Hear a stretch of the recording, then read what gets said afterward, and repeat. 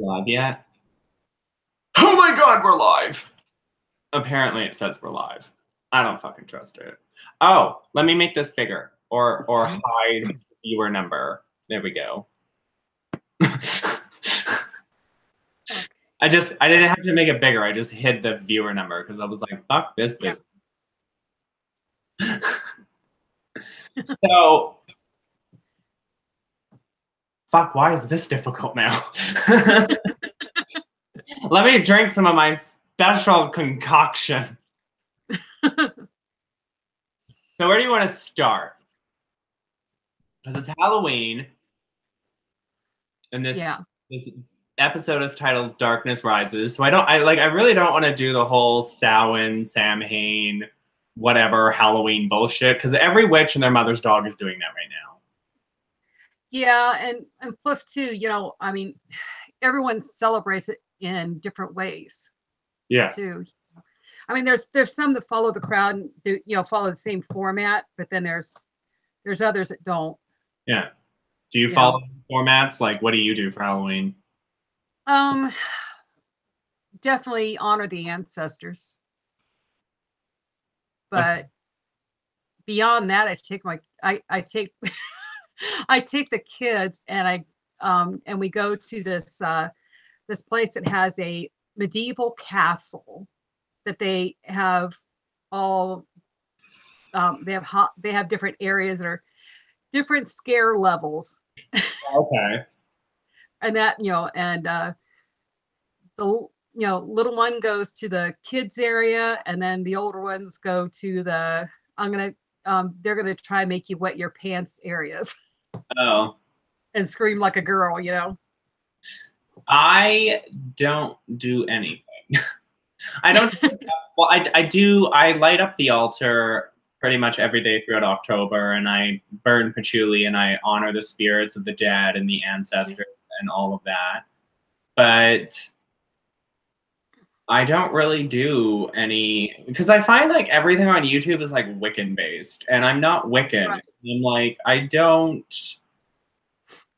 really like there isn't really literature on witchcraft specific things to do. Right. And well, the path I'm following. And it's more of a time of Samhain is more of a time of honoring the ancestors. Yeah. And so that's what I've always done, is if we've been lucky enough that no one has died during the past year, then we honor those who have died before. But if someone has died during the course of the year since the previous Samhain, then you make a special honoring of that person, that person. Yeah. Like I have a cousin who died in the past year, and so that I was close to, and so I'll be honoring him, but I'm also going to be honoring others in my family and them who have crossed over. Yeah. I don't really do the whole honoring family type thing. When I talk about the ancestors, I mean like the witches who came before me. The ones who either died for their craft because they were persecuted, or the ones that, just died of old age, like the witches that came before me, the shamans that came before me, the brujas that came before me. Like, I don't practice half of what I just talked about, but like, all of the magical people who have died. So, yeah. But this is definitely a time of year where I do a lot of workings, and a lot of magic for various things, be it protection magics, cursing a bitch, money magics, love magics, because this is like the time when the spirits are super active for me.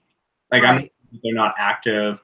Sorry, I'm just like looking at the chat. I'm not saying that they're not active during the rest of the year, because there's definitely, I think there's one in March or May, like a Wiccan holiday or something, where the spirits are also active. Like, apparently the veil is thin 2 times a year.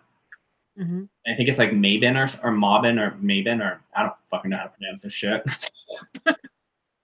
But yeah, and so like I don't really do Yule or anything. Like I don't really even do Samhain. I just know from my own experience that the veil is very thin at this time of year. Yeah, I find it for me the time when I'm the least active is probably during the summer for some reason. The I mean I do workings and things during the summer, but not with the frequency and intensity that I do, you know, in the fall and then, you know, from fall through spring. Yeah. Right around summer, it's just not quite, things are not quite as active for me. But I think everybody has those, I think everybody has certain times where it could be just for a few weeks, or it could be a month, or it could be a season where there's just the activity level is just not quite as high. Yeah. For me, that'd be like November to like January. And that's usually when I flip out about my craft and it's like, what the fuck is going on? No, crap. Yeah, I remember. But I mean, this year it'll probably be normal. This will probably be the second year where it's fucking normal. Because I know that the deities are going to stick around this time, and the spirits, they never go anywhere. But it's definitely a quiet time. Like I'd say there's maybe 1 or 2 spells that I do during the winter time, but then usually around spring is when things start to slowly ramp up until it gets to about this time of year when it fucking goes insane and it's like every other night. Oh, the spirits are telling me what to do. Yep, and I'm getting those messages saying, I hate this. They always want to do things at night when I want to sleep. I know, like they have this obsession for some reason for me to be doing magic at night. And it's usually like after like 8 or 9. And I'm like, no, we're gonna do this around 7 or 8. Like a bitch. Well, it makes sense. It makes sense though. During the day and, you know, even early evening, it's easier to be distracted during the workings. You know, late at night, the world is quieter, you know. I also find that if you're doing, and I talked to Lunar Wisdom about this, but without getting into specifics, I also find that it's easier to do magic at night because if you're targeting someone, whether it's to help them or to hinder them or what the case may be, they're generally sleeping. And so, Right. like, if you're going to do magic on somebody who is either slightly inclined or not inclined at all, it's best to do it at night because it has a greater effect. Right. At least in my mind. Yeah.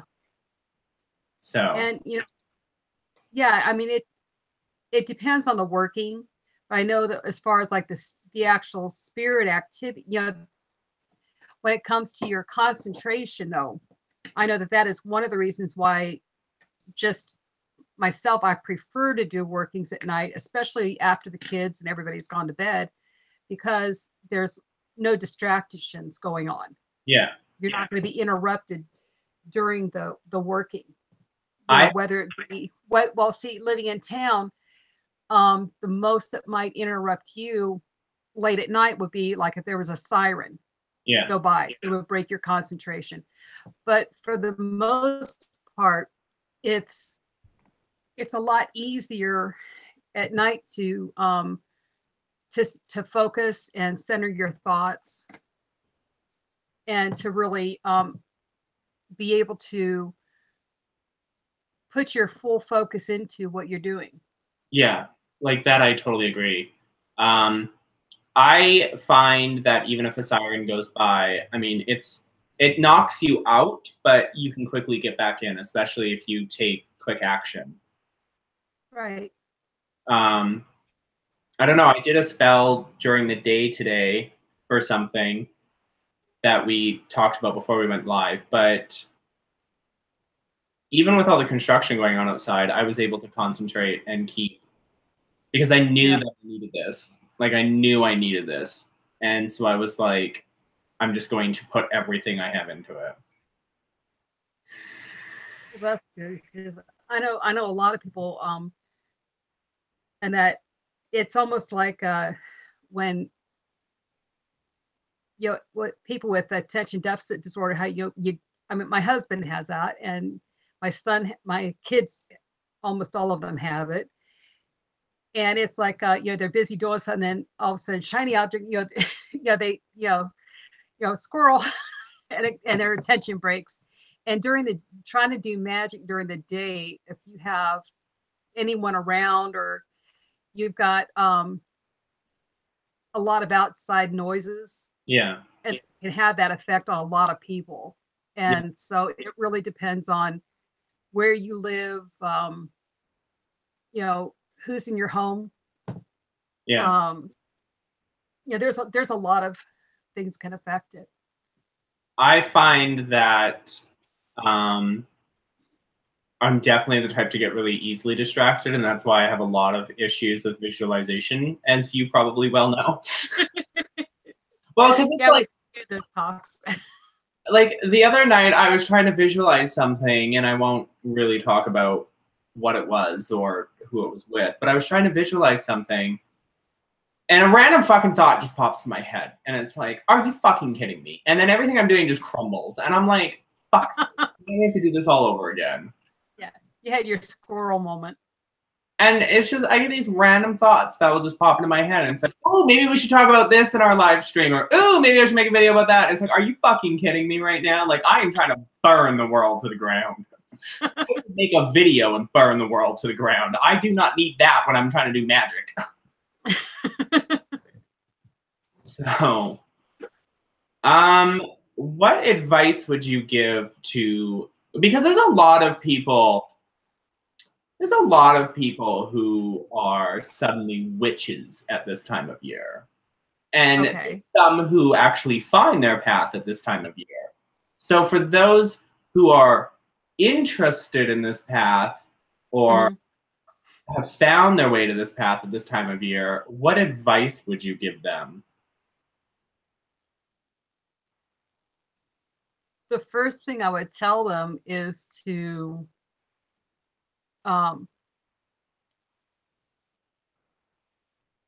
seek out books of quality and substance. I would not. I keep forgetting her name. That Ravens.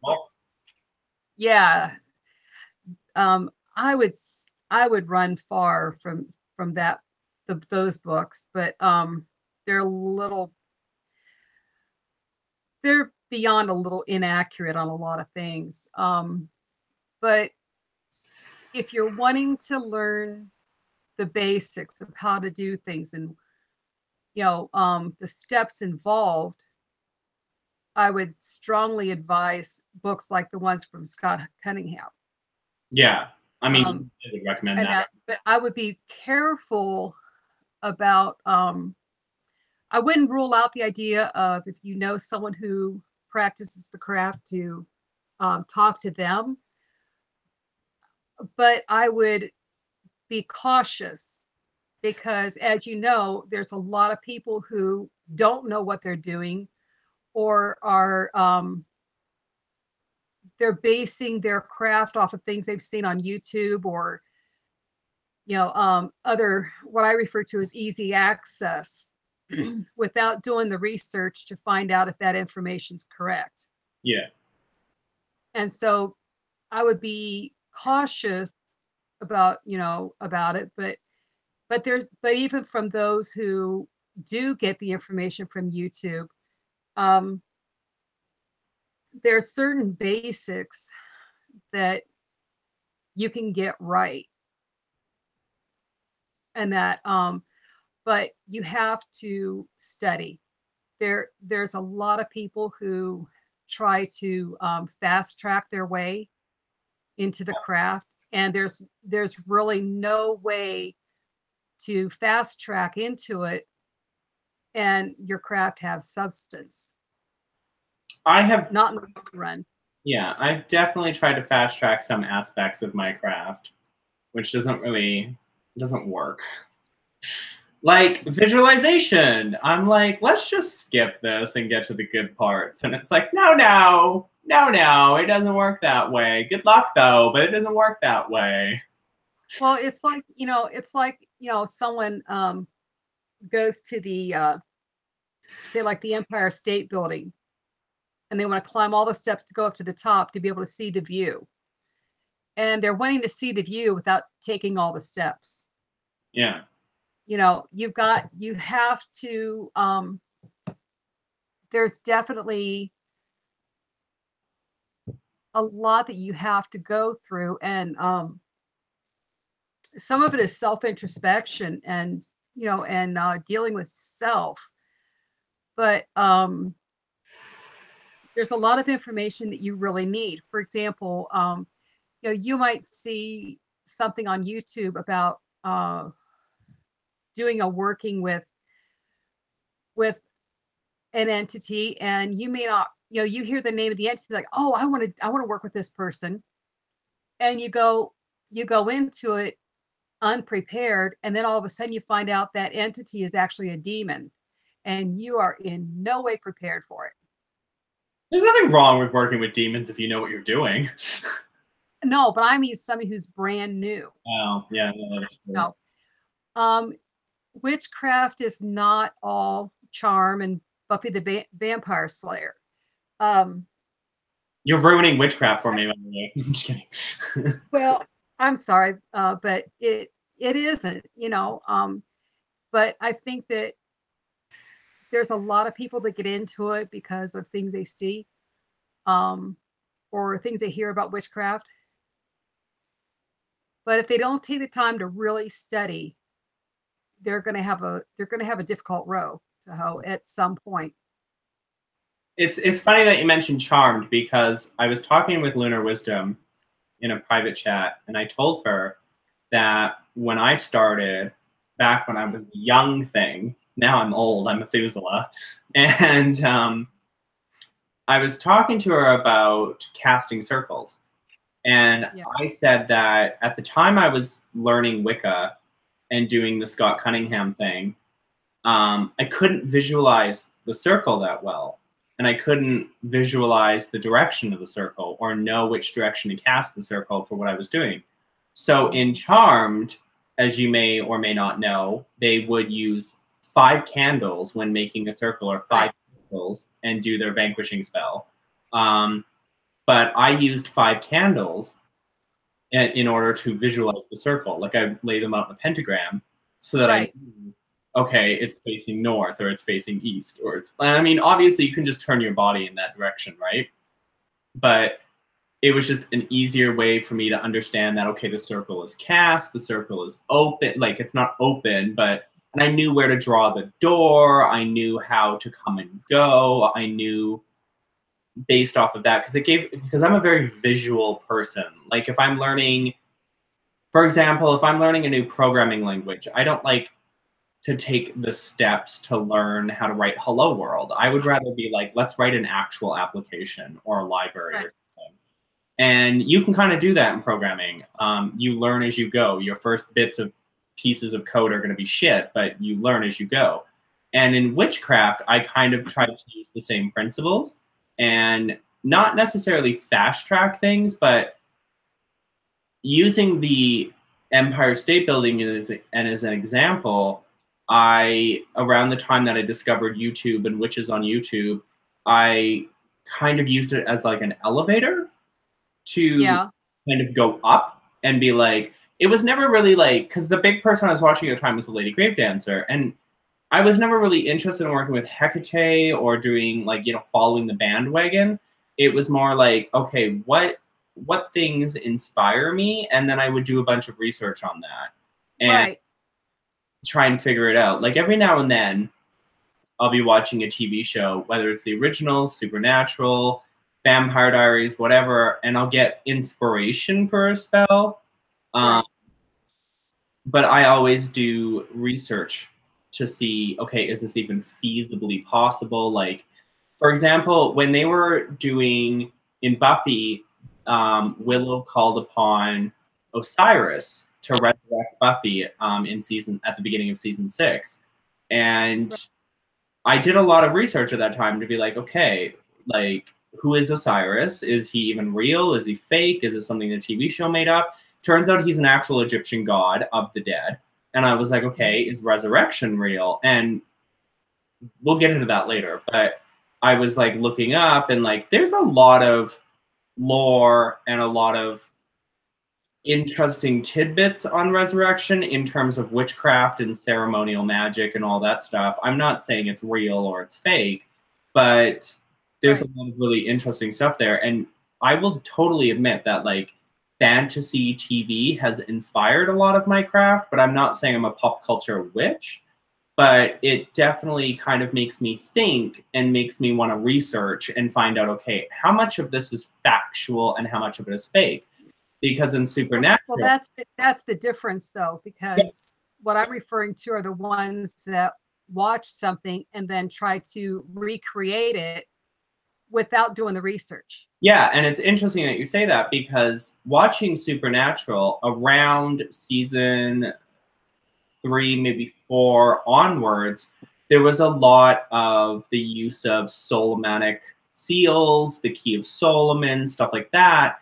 And that's a very real grimoire. It's a very real book of magic. Now, what they're doing with it is very fake, but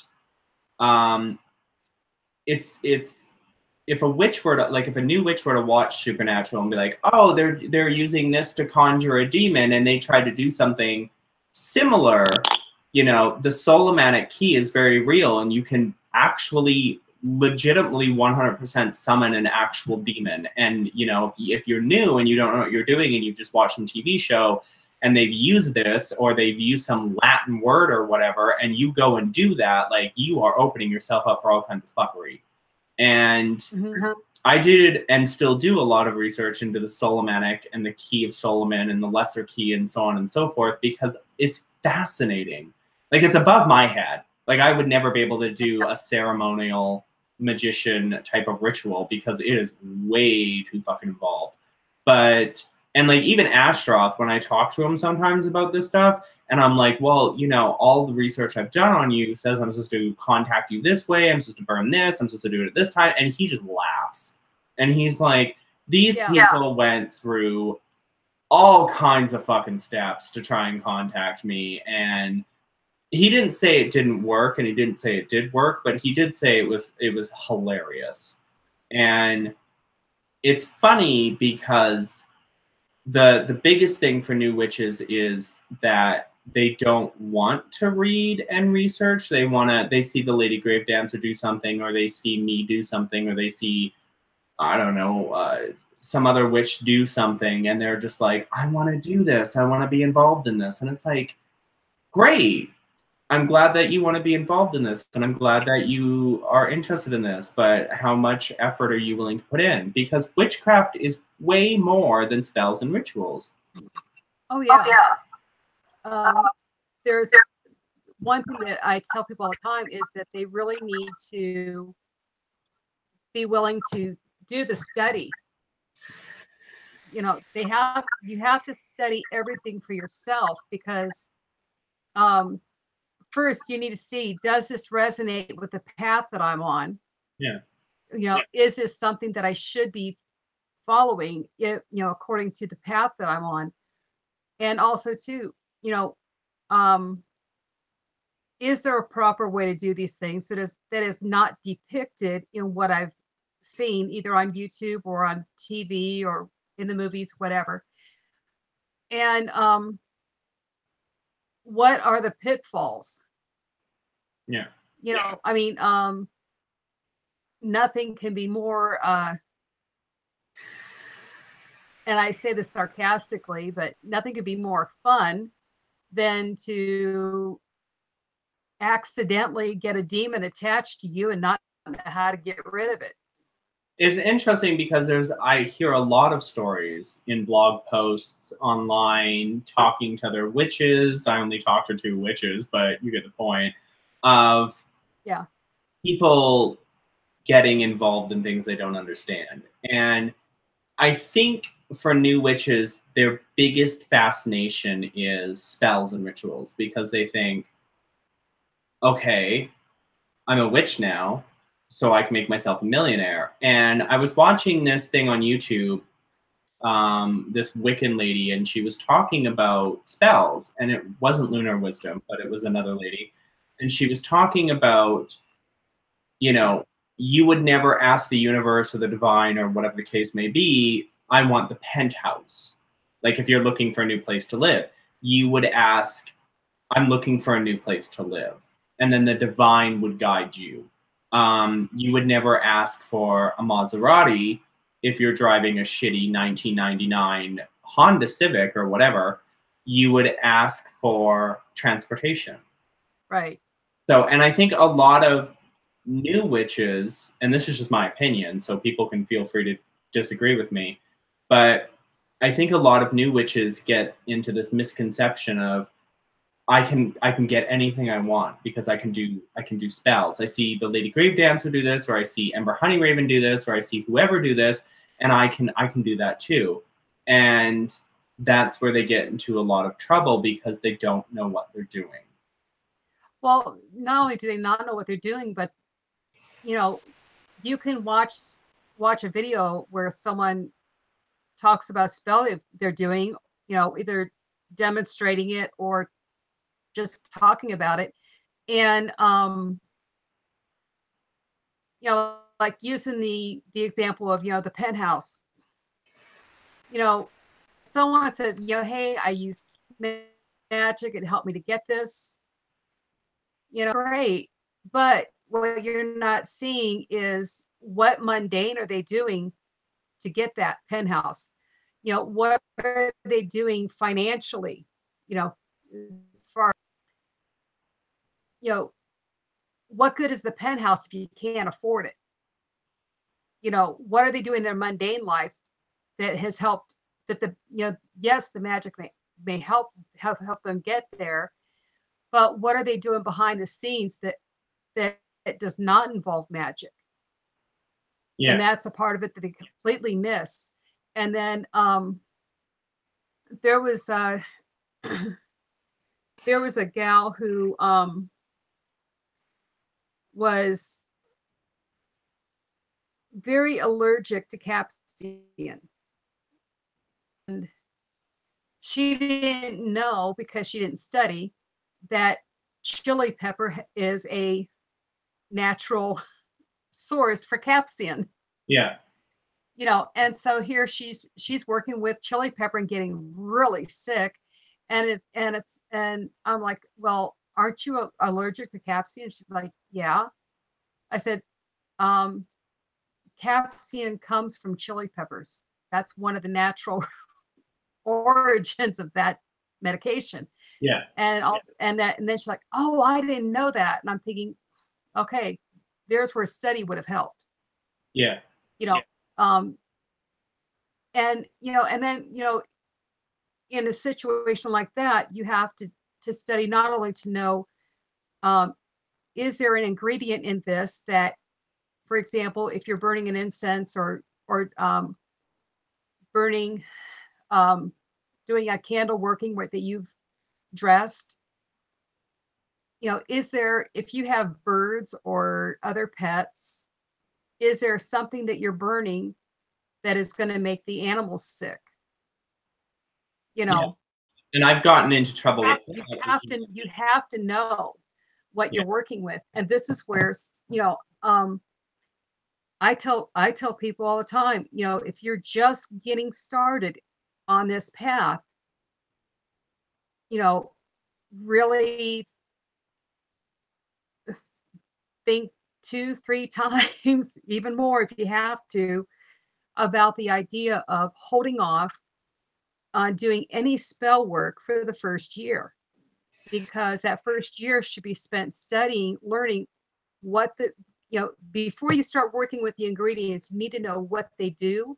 You need to know what all uses they have, why they work, which ones work together, which ones are toxic if you put them together.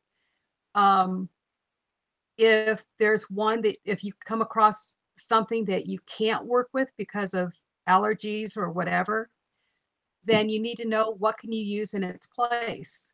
Yeah. What substances are a good substitute. You need that foundation of knowledge. It's like trying to teach someone to read who's never learned the alphabet. Yeah. Who's never learned what letter sounds are, and then expecting them to read. It's a lot harder. And you're going to save yourself a lot of trouble if you start studying first. I mean, if they want to do simple spells at the very beginning, you know, fine, they can do what they want to do. But I think you're going to be a lot more effective if you learn about what you're using before you do it. Yeah. No, that makes sense, because I mean, even I got into trouble once, and I've shared this on YouTube. Like, not the trouble part, but the recipe that you gave me. You had, I think it was cayenne and ginger, and you said never mix these two together because they're potent. And what do? I turn around and I burn them inside. And I thought at first, well, this is starting to irritate me, because when you burn cayenne, releasing all of that shit out of cayenne. And I didn't, like, I thought, okay, I can power through this, I can do this spell. But then my kitties were starting to sneeze. And at first I was like, well, Whiskers just sneezes all the time. But then Piper was starting to sneeze.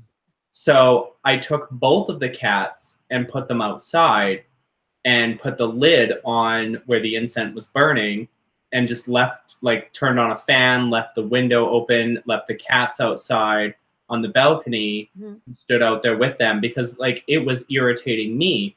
And I didn't realize that when you burn cayenne, it's going to be it's an irritant. And I think it scared me, not because of the power that I felt from it, because it's a potent mixture, but also because my cats were getting affected. And I was like, let's get you guys outside, let's get you some fresh air. And they stopped sneezing and everything went back to normal. And then the house cleared out.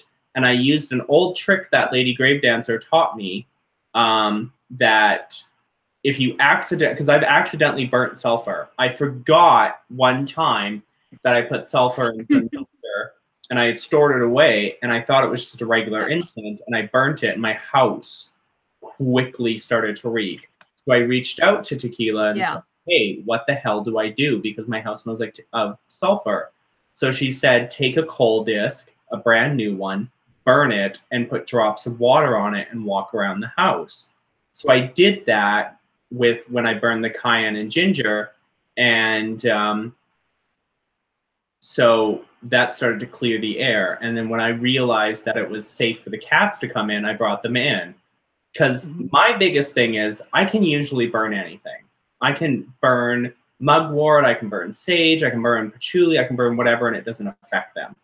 But that, I think it was the cayenne that really affected them. And if anybody knows me, my cats come first. Like, they get, like, if I have $20 to my name and I need to buy food and they need food, the $20 is spent on them so that they're fed. Like, fuck, they can eat my corpse for all I care. Like, I'd rather starve to death than have my poor kitties, without food. So, my biggest concern was the cats. And I don't think a lot of people realize when they have pets of what they can and cannot burn in their house. Because they think, oh, well, Well, certain things will actually kill them. If you have birds, it'll kill them. Oh, yeah.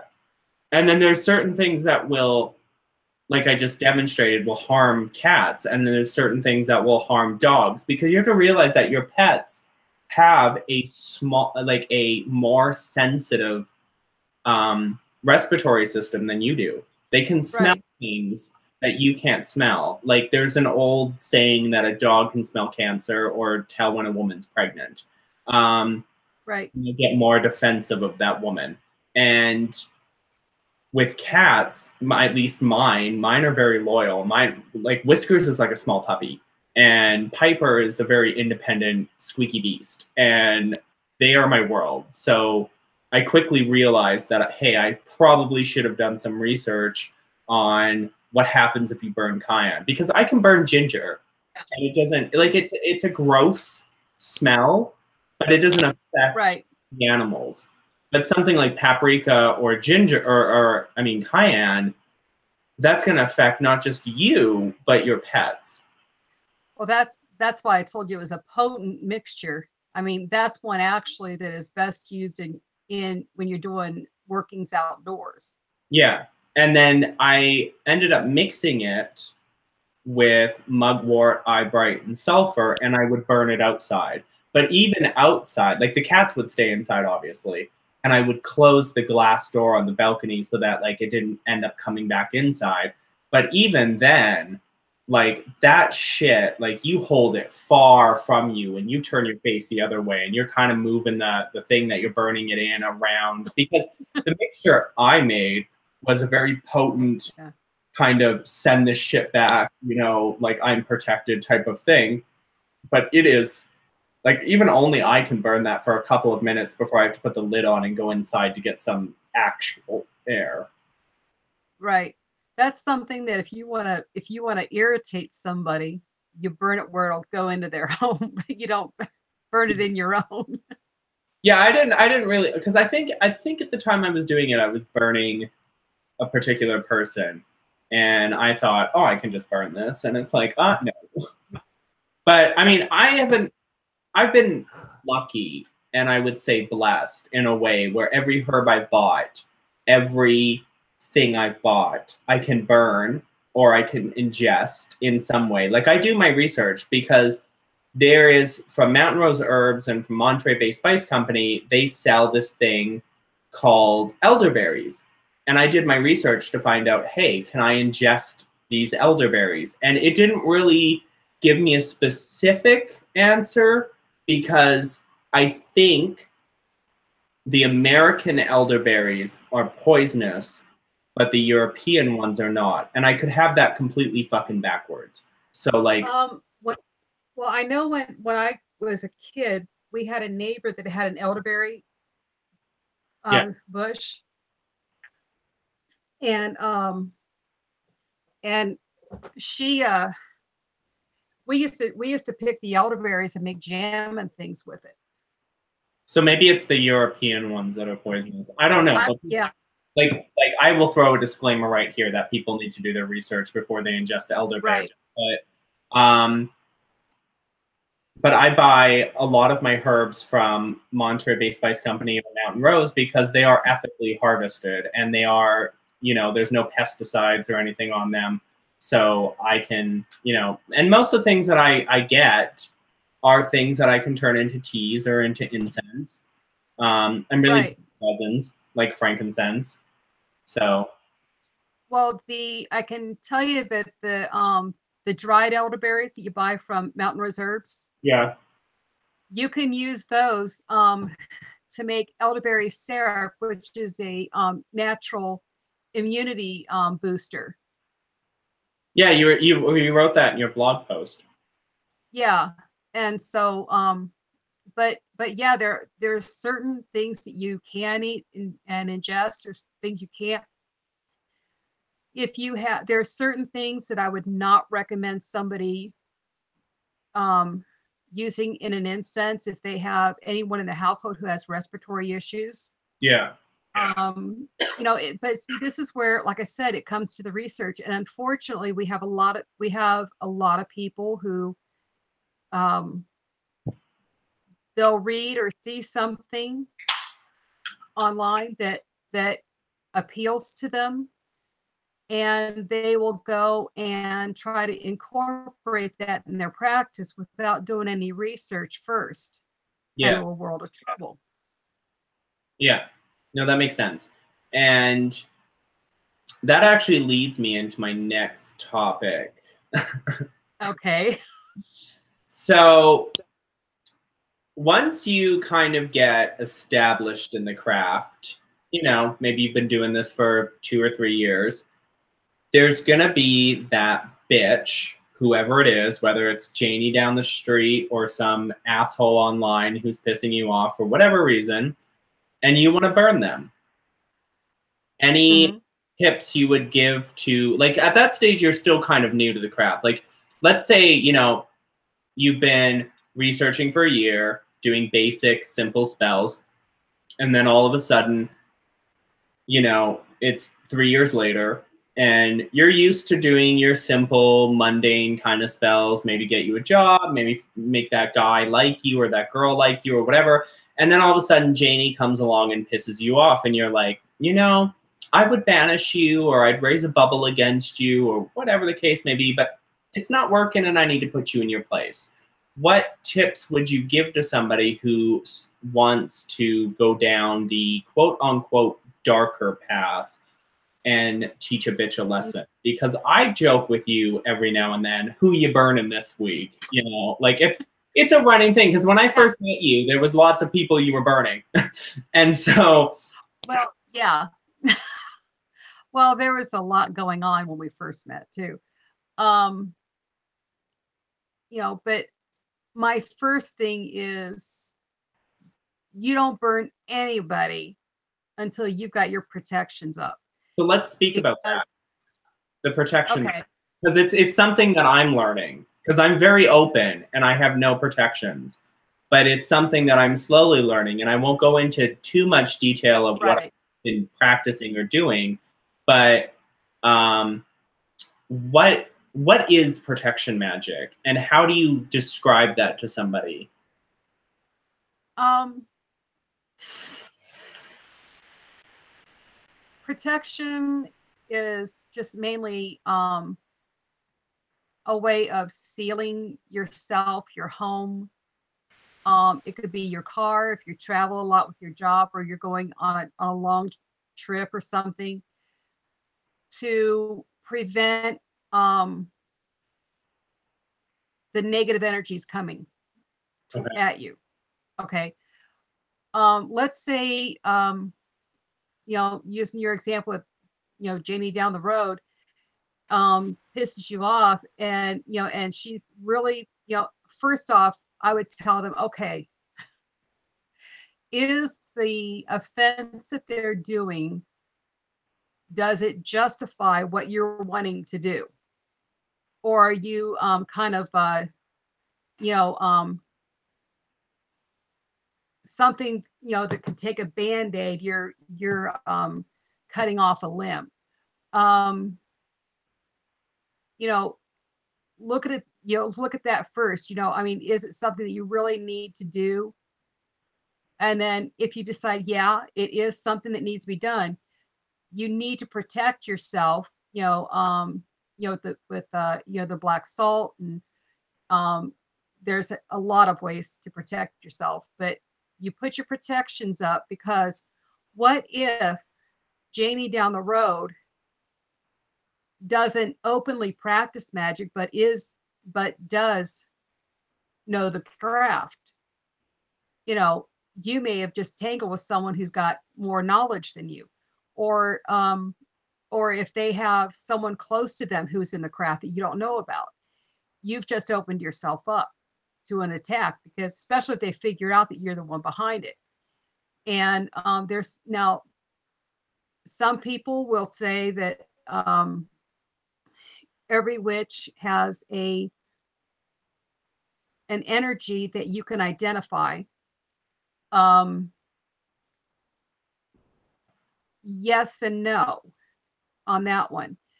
If you know the person, you get to know them, you can kind of read their energy just from knowing them. So if they were to attack you, you would know it because you recognize their energy. But if Jenny down the road has someone she's close to that can do magic, then what if she has them do the magic on you, and this is someone who is an unknown to you? You're not going to know their energy. You're not going to know where it's coming from. Yeah. And so you have to be careful.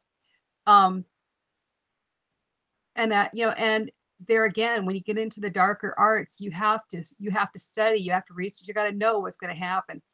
And you also have to understand that if if you wish evil on somebody and evil happens to them, then are you mentally and emotionally ready to deal with it?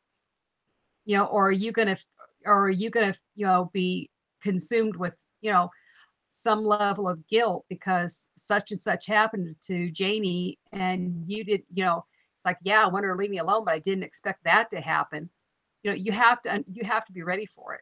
Yeah. And I've been in a situation, again, without going into detail, where working with a goddess, I went after somebody, and I won't say who, but I went after somebody, and the images and the visualization was too much. And I didn't realize at the time that, I wasn't harming this person. I was trying to kill something off of theirs. And I had told you about it. And after reflection and like talking with the goddess and whatnot, it was like, it became more clear that, hey, you weren't actually trying to kill this person or harm this person. You were trying to kill something off of theirs. Kind of like the death card in tarot card. Or in tarot, because that represents change. And I think for a lot of newer witches who have, when I say newer, I mean, I define anybody who's only been practicing for 5 years as like still like a new witch, because you're still learning. I mean, we're all learning. You're learning, I'm learning, so on and so forth. But like, I define a quote unquote baby witch as someone who's been practicing less than 5 years, and they're still researching and still doing things. And I get asked this all the time in Facebook messages and then on YouTube sometimes and whatnot about, well, how do I, like, they see me curse somebody, or they see me do something, and they're like, well, how do I do that? And it's like, it does boil down to the question of, is it worth it? I had a lady at one point, we were talking back and forth, and she was saying, I think it was her brother-in-law or her sister-in-law or something was talking a lot of shit, and she wanted to do a shut up spell and all that stuff. And I said to her, I was like, well, if she's still messaging you, just block her. Like, right. Just block her, just remove her from your life mundanely. And if that's not working, if you're finding out through other people that she's still talking shit about you and ruining your reputation, then get a cow tongue, get a poppet, just shut the bitch up. But people have to understand that there is, and I hate to say this, but there is a price that you pay when you do magic of any kind, because the harsh reality is what you put out does eventually in some way come back to you. There is an equal and opposite reaction for every action that you take. And I've tried to argue against that for the last 2 years, but it's so evident that if you hurt somebody, it's in some way going to come back to you. And you have to be able to mentally deal with that. You have to be able to say, this was justified. If I came after you just because you made a snarky comment, I would never be able to come after you. But, if I did, the equal and opposite reaction of that is, oh, well, Adam's pissed and he's coming at me. Motherfucker, please. Well, there's also too, you have to look at like say, using that Janie analogy again. Let's say Janie's a coworker, and she is just a thorn in your side at work, and you're like, I wish she would just lose her job. And she loses it. And then you find out later that that she doesn't have a spouse that helps support her kids. And now she's without a job. And that's the opposite and equal reaction. And then you start to... Yeah, but see, the thing is, though, now you have innocence involved. The kids are not to blame for what the mom did, but they're being punished through mom's lack of income. Yeah. You know, and so there, you know, that's another level of it that you have to be prepared for, you know. Yeah. And I mean, to take that a So step it's collateral damage. Yeah, you remember last year that vlog I did where I said, you know, I was what was it?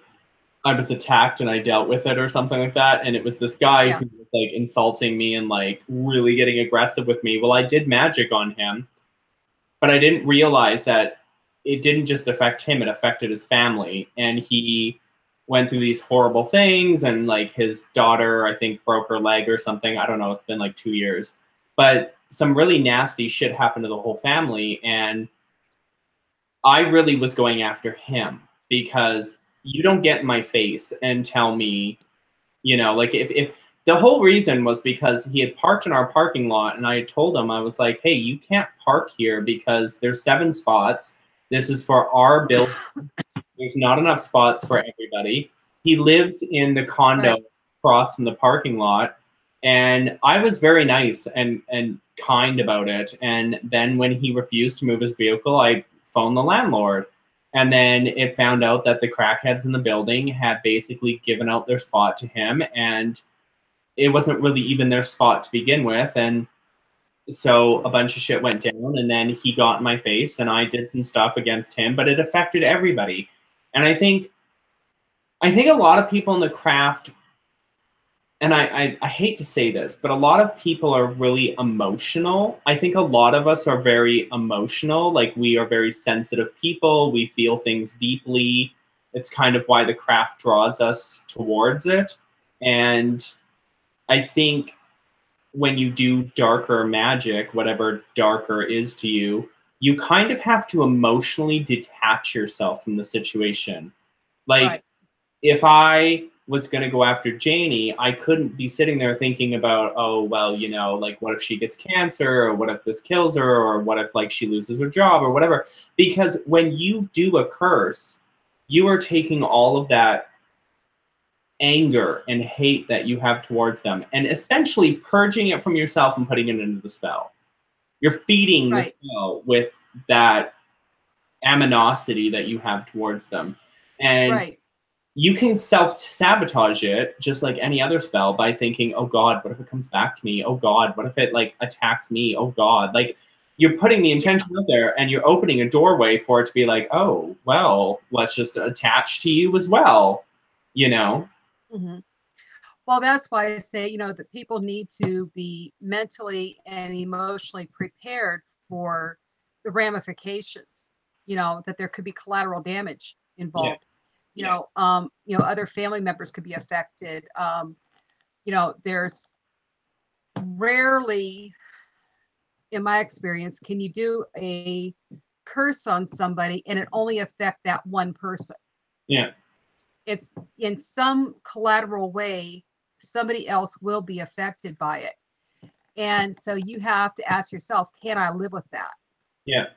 You know, and you know, and emotionally detaching is definitely something that you need to be able to do, but it also is something that is actually in a way critical to be able to do, because you, if it's someone who really does need to be gone after, if what they're doing is really that grievous, you know, then yeah, you know, something has to be done, but you have to be prepared for it. Yeah. You Yeah. know, That's you can't just think that, oh well, this is only going to hurt that one person, no one else will be hurt, and have that attitude, because it is going to affect somebody else at some point. yeah. The other thing is that people, how do I put this?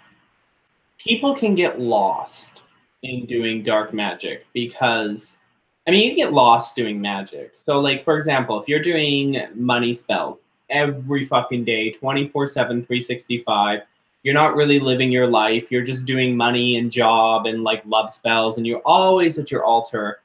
It's that Hmm. whole sorry, I'm just reading the comments. It's that whole concept of, you know, you're not balanced. A magician needs to have 1 foot in the magical world and 1 foot in the real world, and they need to be balanced in the real world. And so in dark magic, I find it easier for a new witch or any witch to get lost in the art of magic and for things to become more easily attached to them. Because when you are pouring all of this, because this is what I do for curses, is that like I will pour every ounce of hate I have towards that person into a curse. And when I'm doing that, I find that sometimes I find myself a little bit slipping. And it's like you can easily become trapped in the Right. quote magical world. Well, Yeah. there is a certain appeal. I mean, you know, look at the power that you feel at Yeah. that moment. Um, you know, you've got this energy and it's like, man, I pulled this off. And then it's like, okay, you know, and but see, I think too, you know, you made the comment about how you know, people are so easily offended and that today, you know, I mean, and you know, it's almost like we live in a victim society where you know, somebody can't say, you know, where before maybe somebody could say something, you could just blow it off. Now people want to, now people blow up. Yeah. They don't blow it off, they blow up. And, you know, so you really, I know like with myself, I really have to ask, do I really, one, want to put my energy into this? You know, is it really worth my energy? But also too, is it's like, is is their words or their actions really justifying what I'm thinking of doing? Yeah. And that's what you really have to take that step back and ask yourself that, because you know you may find that it really isn't worth it. It's overkill. You know, you're amputating a limb when just a band-aid would have worked. Yeah. And I think a lot of people, so this is what I've noticed, and I'm totally like a part of this because I've done this. But what I've noticed is that in the past, wise women, wise men, shamans, you know, like we're talking pre-Christian, maybe, you know, 1800s, so definitely Christian, that type of thing. People are really Today people are really interested in going for the jugular, whereas back then, Right. and I don't know for sure if they didn't do this back then, but you know, if you pissed off that old woman down the end of the street and then your crops start failing, you know, that's one thing. That's not really going for the jugular. That's just being like, your crops are going to fail this year and you'll learn your lesson. Today, people are like, I'm going to eviscerate this bitch. And I'm like, Right. why do we need to put that much, like, especially in the internet sphere? Like, I see this from a lot of witches online where they're like, oh, this bitch pissed me off, so I'm gonna eviscerate her. And it's like, it's the internet, you know, and I'm hypocritical saying, Right. but at the same time, it's like, it's the fucking internet. Like, come on. Like, some bitch pisses you off online, you expose them, and then you move on with your life. Right. But I think there's a lot of times when it just kind of goes to the point of being silly, because you know it's like, you know, what are you really trying to achieve here? You know, especially like when it comes to the internet, there are times when just simply blocking a person will take care of it. well, you know what I You think know, it is. you don't have, huh? Sorry, I didn't mean to cut you off, but you know what I think it is?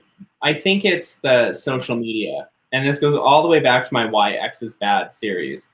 Because think about it this way. If you're an old woman living in the rural area, hi, solitary Luna, how you doing? But you know, like if you're an old lady living in the fucking rural area and some asshole down the street is pissing you off, you deal with it and you move on with your life. But Yeah. at the same time, we live in the internet. So all of these witches are like, I'm gonna post this on Instagram or I'm gonna post this on YouTube. And I'm totally a fucking hypocrite for saying that because I'll do it too. But to a small degree, it's about flexing. It's being like, don't fuck with me. Yeah. It's literally, when it boils down to it, it's literally don't fuck with me. And I'm just gonna respond to this one comment quickly from Cry87. You haven't missed a lot. We've just been talking about new witches and Samhain, and we're now on quote unquote dark magic. But yeah, it's a flexing thing. It's literally a flexing thing. Yeah. Well, it's, you know, I think some people, it's just a way of them being able to say, look at the power I have. Yeah. But also too, I think that we have got, I mean, we as society, we have gotten so far away from the idea of, you know, just walk, you know, let an idiot talk, walk away, because eventually people are going to see them for who they are. Yeah. We've gotten so far from that to where now it's like people take everything personal. You can be talking about something, they're not even in your thought. And the person will just get terribly offended. And it's like, I wasn't even talking about you. You know, if the shoe fits, if the shoe fits and you feel a little, you feel like someone stepped on your toes, then maybe, there's something else, there's an issue you need to work on. But it's like, sorry, you're not that important in my world that that I'm stressing you about you, but I think that, a lot of people just really just get to the point of being silly, where they just, like you said, they're flexing, they're trying to, this person said that, so I'm going to do this. And, but the problem that you run into, though, is that where does it stop? The one-upmanship comes into play. And at what point does someone say, okay, this has gone on long enough, this is silly? Yeah. And well, first of all, I will say this, and I'll only say this once. You a shady motherfucker. I'm just gonna leave it at that, and I'll tell you why later. But okay. It has something to do with what you just said, but I'll tell you later. Anyways, so what I find is that a lot of the witches in the community, the older ones specifically, who've been doing this for a very long time, who haven't, who maybe are new to social media or have just, or have been on social media for a while, they've never had a place to show this is what I can do. And I think a lot of it boils down to that. Some of it might be attention seeking. Some of it might be, trying to be, I'm better than you, whatever the case may be. But I think a lot of them come from a place where they've been solitary their whole life. They might be in their 40s and 50s, and they found YouTube, and it's easy for them to make and upload a video. And they're not necessarily doing it for attention or whatever the case may be, but it's a way of showing that I have power, Like, does that make sense to you? Yeah. But the thing is, if a person has power, I don't think they necessarily need to flaunt it. No, and I totally agree. I think that, you're gonna either, I mean, it's like, who are you doing? Are you doing it because if you're having to flaunt your power, to me, that is just a sign of the person's feelings of, you know, vulnerability, you know, or a lack of confidence. Because if someone has power and they're confident in their abilities, I mean, truly confident in their abilities, you know, who do they have to prove it to? No, that makes complete sense. I think what I was trying to say with that is like, okay, I'll use this as an example. So like Lady Gravedance will show spells and she has power. Like you can feel them Right. in her videos. Like you can feel it radiating off of the screen. She doesn't flaunt it and she doesn't try and be like, I'm better than you, I'm more powerful than you. She tries to educate and show examples and whatnot. But I think it's those type of women who, and ones that are older, who, you know, they find a social media platform and they want to educate, but then there's some who are like, I'm a little more powerful, and like, it's not just I want it, like, it's not about, because a true witch who's powerful and is showing stuff on YouTube, you can feel it. Like just watching the video, you can feel the energy coming off of whatever they're doing. And there are some who, for whatever reason, need to flex a little harder. Maybe validation, maybe not, but they've been solitary their whole life and they're trying to quote unquote fit in, if that makes sense. That could be possible. But I think that if they really have confidence in themselves, then, you know, it's going to come through. You know, their level of ability and power is going to come through. And but I mean, there may be those out there that have that attitude. Yeah. You know, that it's like, but to me, it's almost like they're having a pissing contest with the other witches on the social media. You know, who, you know, you think you know, you come across as really powerful. Look at me. And it's just a pissing contest. Yeah, in a lot of ways, You know, totally. and the thing is, you know, I could never imagine Lady Gravedancer ever participating in something like that, but I could see where someone might try to, um, maybe they envy her follow her number of followers, or maybe they envy what she's able to do, and so they try to make themselves look like more. Yeah. No, that totally makes And but that's just a pissing contest, and pissing contests usually stem from one of the parties at least having insecurities. yeah. I mean, And usually the most vocal one. yeah. And I mean, I will totally admit that when it comes to witches of substantial power, like I'm even sometimes a little envious of you, of what you can do and some of the things that we talk about. And I'm like, why can't I do that? You shouldn't you shouldn't be, because I mean, we all start new. Yeah. And the only thing that is that, you know, I've just been at it longer, Yeah. you know. But the thing is, um whatever level you're wanting in your craft that you're wanting to achieve, if you're willing to put in the time and the study and the effort, you know, the practice, the um if you're willing to do the grunt work that involved to do it, you Yeah. can get there, you know.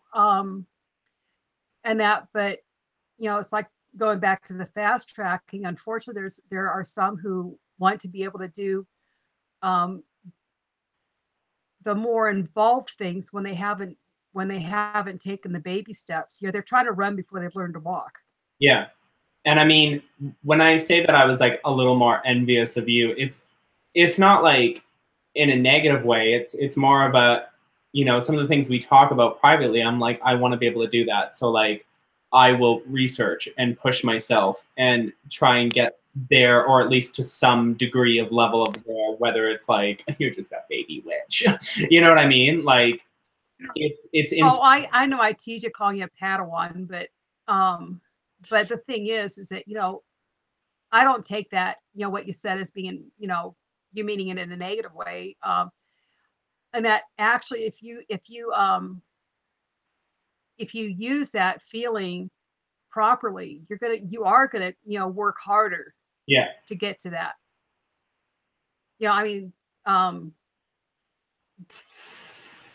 I still have to study just as hard as anybody else, you know, Yeah. and No, that, that makes sense. but I know that I know you probably think I have to study because I'm so old, I forget everything and I have to relearn it. But No, it's more of like your path changes, or like there's a different way of doing things, or like, you know, whatever the case may be, because we all learn from each other. Like I was definitely, when I started on this, I was envious of the Lady Grave Dancer of what she could do, but that also, instead of being angry and resentful and all that, it pushed me to want to, you know, do better in my craft, to do better on YouTube, to do better in whatever it was I was doing that was similar.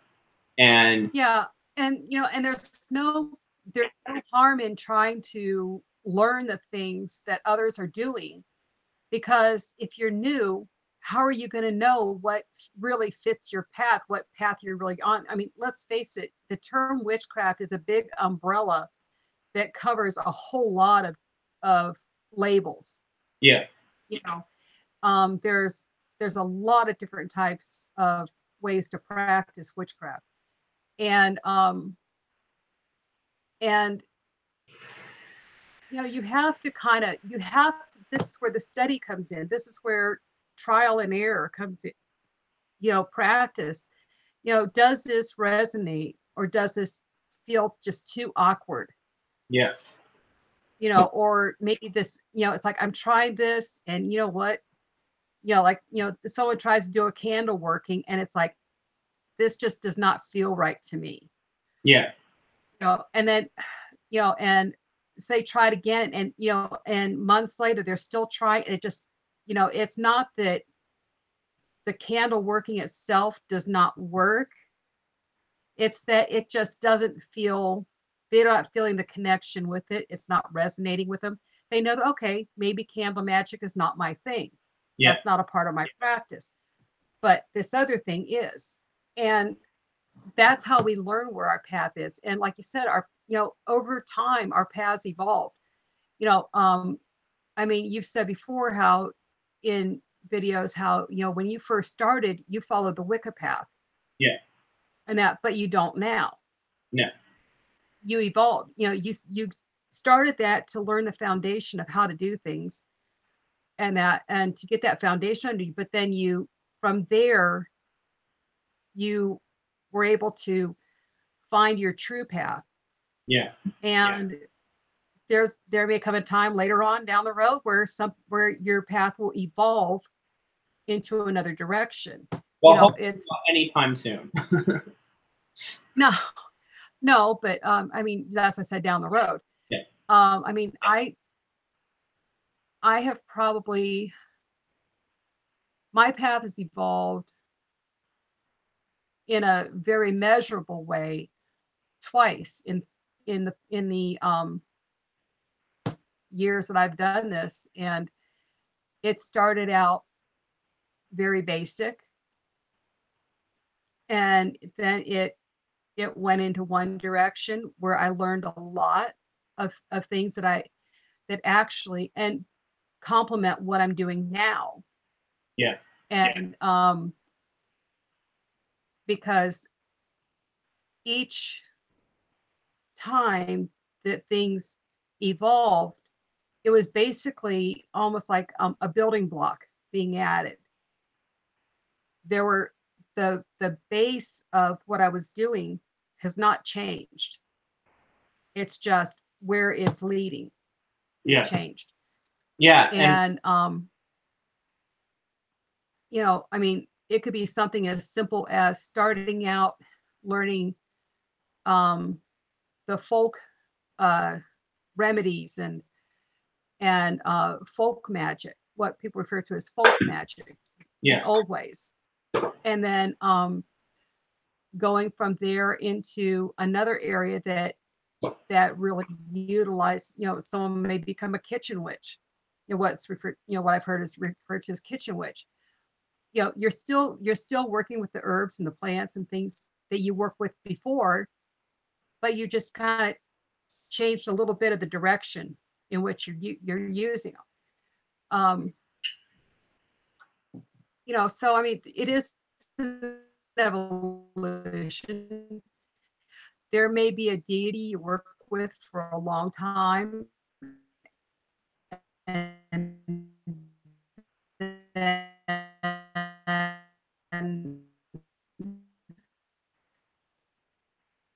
Oh, did we? and you've had that work all of a sudden. No, I don't think so. No, you froze for a bit, and then I'll tell you about it after, but then you came back. Okay. Well, I don't know if you had the audio of what I said. You were talking about working with a deity, and then you kind of came back and just jumped all over the place. Okay. All right. Well, I was saying that, with that there are times like for example, you were working with the saints, and then that has now changed where you're working with others instead. That is an evolution in your craft, and that's going to happen. But every step, every along the way, you're adding building blocks for the next phase. Yeah. Because I know when I started, I was really into incense and using the smoke to manifest things, kind of a little bit similar to what you do, because I believe you work a lot with incense. And I was kind of using at least the basics of what I had on hand at that time to do whatever it is that I was trying to do. And now, I mean, I'll still every now and then do a little bit of incense stuff, but it doesn't, to me, in a lot of ways, it doesn't feel like it works unless I have a candle involved in some way, because with the smoke, you can visualize it, you can watch it, and you can see it doing its thing. But with a candle, you get more of an accurate, for at least for me, you get more of an accurate understanding of, okay, what's going on? Like, how is this affecting the outcome? Like, what's going to happen? What's coming to me? What's blocking me? What's in my past? What's in my future? Type of thing. Right. Well, see, that's where, like I said, everybody's path is different.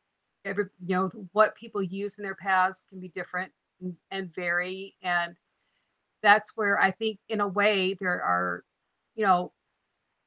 seeing the various things that are out there on YouTube or whatever, books, whatever, can be helpful, because you can experiment a little bit and see what resonates.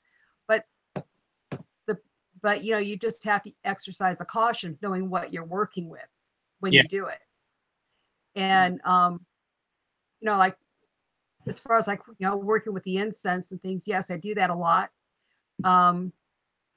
And that there are other things that I do, but I've noticed for myself, I've kind of gone, in a way, I've gone a circle, because when I started out, I didn't do a lot of dark magic. And then I went through a phase where, oh yeah, I got into that pretty heavily, and I enjoyed it, every bit of it. But it was also a season of my life where there was a whole lot going on. In my personal life, that dark magic was a very close friend of mine for a long time. And then, but now, I don't know if it's because I'm getting older or what, but I'm mellowing out. If I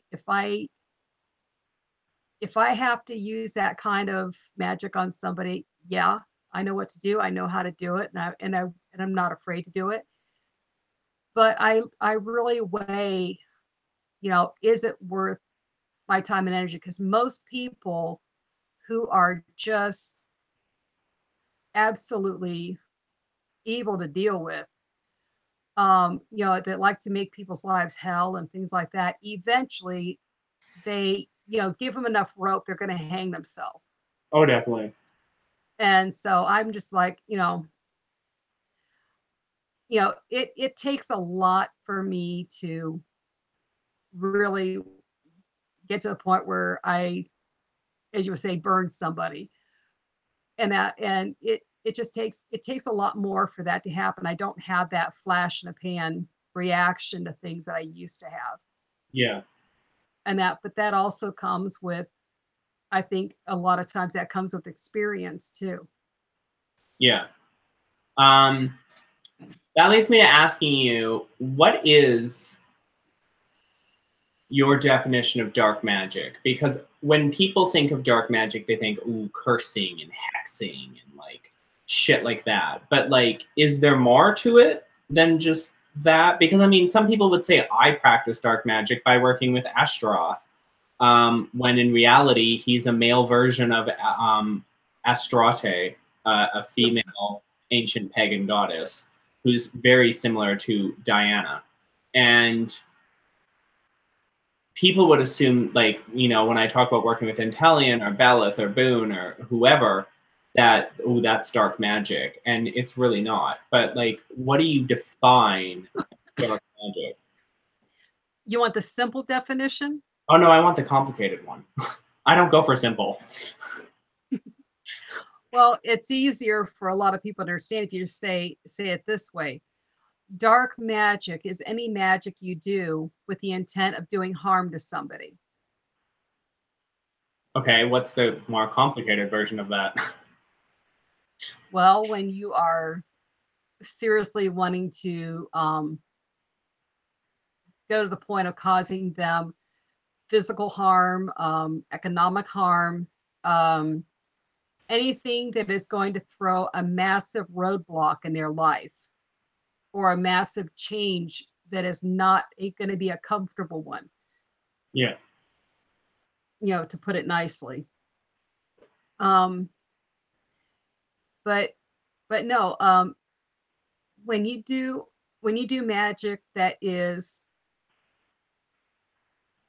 meant to cause turmoil or harm or upheaval in somebody's life, and that it could be considered dark magic because you're asking for something to go wrong Yeah. in their life, and that in essence is what dark magic does. I have an unhealthy obsession with dark magic. Not in the sense that I'm always burning or always cursing somebody or throwing magic at somebody, but that I'm always researching it and like looking into it, because it fascinates me. That and protection magic, but mostly dark magic. Um, like I have an unhealthy obsession with it because it is so fascinating. And Yeah. it reminds me a lot of when I was researching folk magic and learning about folk magic. And I'm not saying folk magic is dark magic, but at the time I was doing a lot of research into it and a lot of like trying to understand what folk magic was, the saints popped up. And when I was doing a lot of research into dark magic during that existential crisis that I was having all over the fucking internet, Ashtaroth, like Your the joy right into insanity. yeah, like the spirits had told me to reach out to Ashtaroth. And, you know, that time I was watching The Blue Witch and she was working with Belial. And I was really fascinated by that for some reason. And I thought when I reached out to Ashtaroth that, oh, this must be dark magic. But there's so much more to it. And when he made himself known, he's like, this isn't like, what the fuck are you talking about? Like, I've definitely done and channeled dark energy into spells and whatnot, but it fascinates me for some reason because it's like, unlike witchcraft or Wicca, where you can learn a huge portion of it, with dark magic, it's like you learn a little bit, but there's like this whole fucking universe over here. Right. And every time you just learn a tiny bit at a time, and then it starts to grow and get bigger and bigger. And for some reason, I just have this really unhealthy obsession with it. Well, it is fascinating, and it can be exciting and that, but but I also think back on where the first ideas really of dark magic came in was when people started to really demonize witchcraft in general. um, there was a time when they thought any spell you did was evil. um, you were, if you did any spell work at all, you were practicing the dark crafts or the dark arts, they called it. And but even the even the spirits that people would refer to, that Christians would refer to as demons, not all of them are true demons. Yeah. And some of your gods and goddesses who are highly revered as being positive and that have a dark side, they have the ability to do dark things. And so you have that balance. Yeah. It's a matter of what you do with it. And it's good to know that the both sides, because let's say someone were to try to use dark magic against you. If you don't understand dark magic, how do you know how to fight it? Exactly. It's a case of knowing your enemy. Yeah.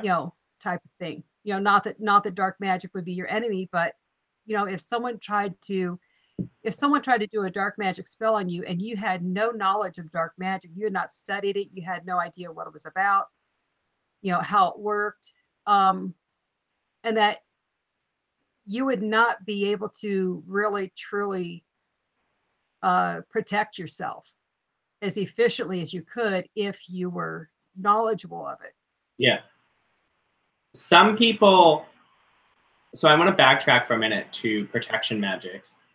Some people talk about, when they talk about protection magic, they talk about bubbles, and they talk about black salt and circles and stuff like that. But very rarely do they also talk about wards. And I'm wondering, in your experience, what is a ward? And how do you, how would you, what is a ward? Is it a sigil? Like, what is it? It can be a sigil. It could also be an object. Uh, um,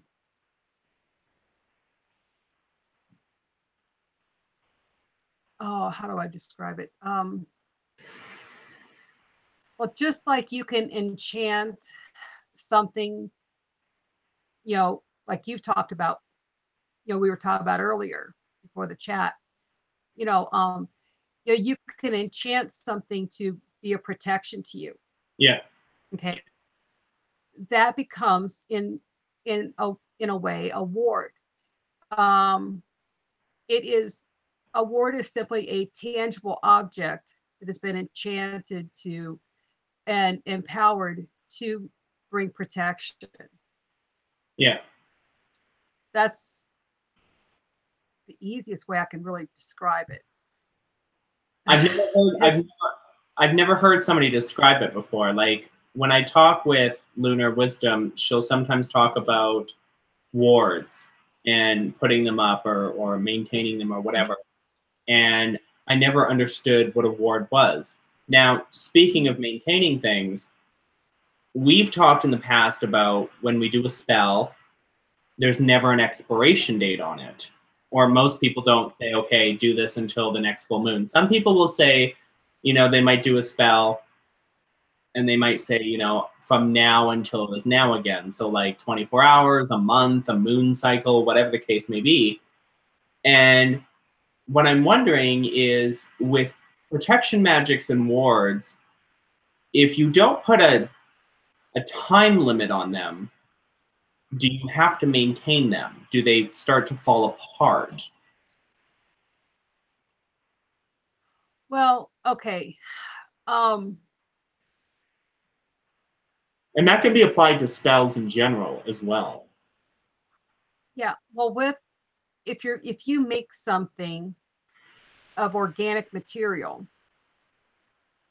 eventually it's going to break down. it's organic material, Yeah.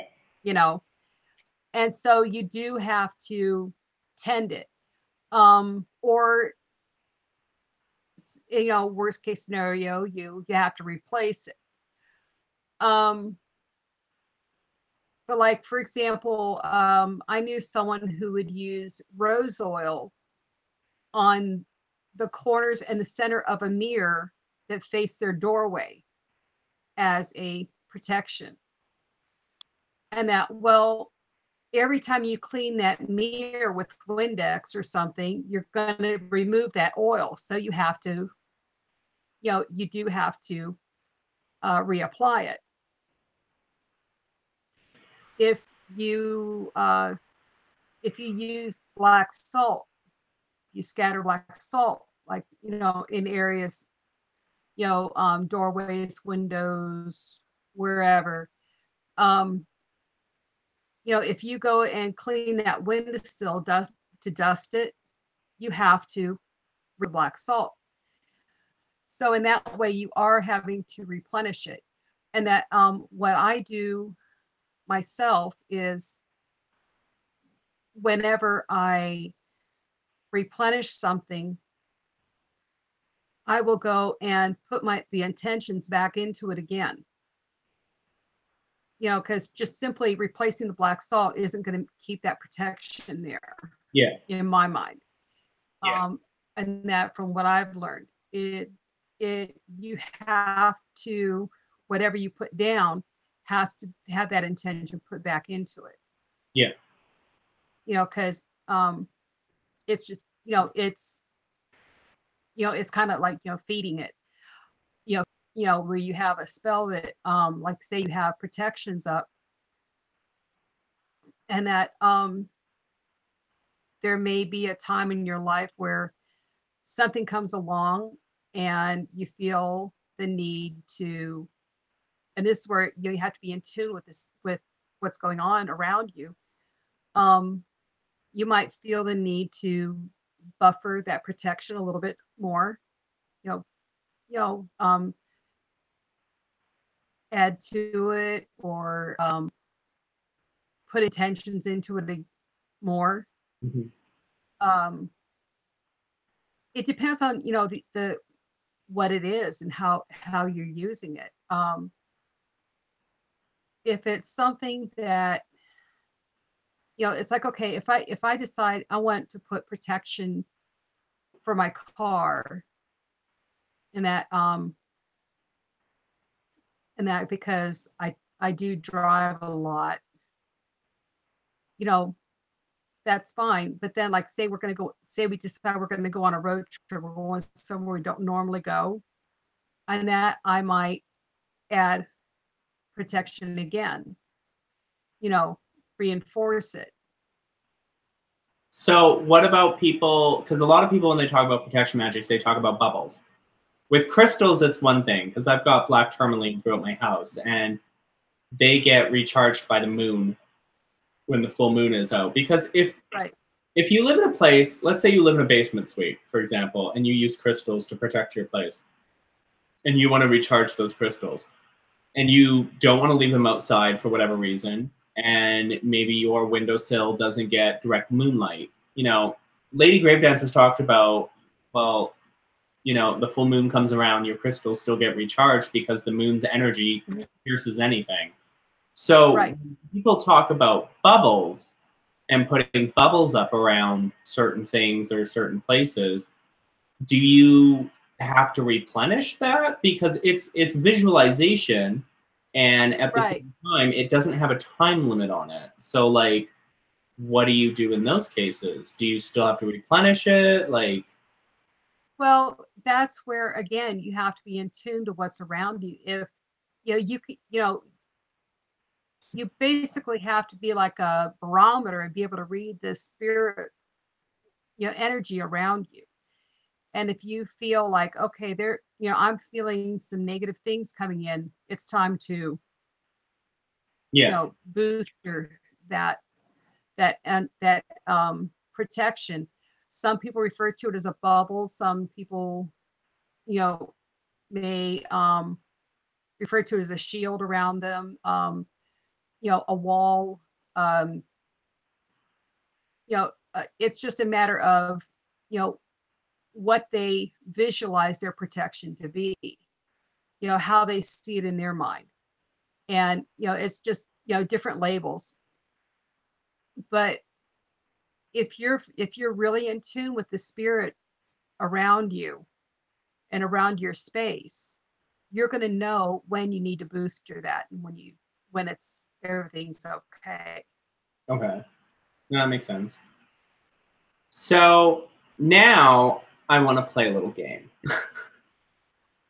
And it's boy. Sorry? I said, oh boy. Well, I kind of talked to you about it before, and it's called Hollywood fiction or reality. And obviously nothing is going to be black or white, but one of the things that I wanted to see if it was Hollywood fiction or reality is representational magic. So we, okay. as witches, will sometimes use puppets, pictures, whatever, but I've heard of this term and I can't find anything online that even proves if it's right or wrong or whatnot. But in the originals, there's a lot of witches who will trap people in some sort of different plane, and for them to get out, they have to find the thing that represents them and break it, or whatever the case may be. Now, in real witchcraft, do you think there's such a thing as representational magic in some form? And if so, what would that form be? First off, I gotta say, these shows you talk about, most of the time I've never even seen them. So no, but that's kind of going into this. Yeah. Because obviously you can't track in a different plane of existence and be like, you have to find right. What represents you. But like, there has to be. The thing that comes to my mind first is there are aspects of voodoo where you have your voodoo dolls. Yeah.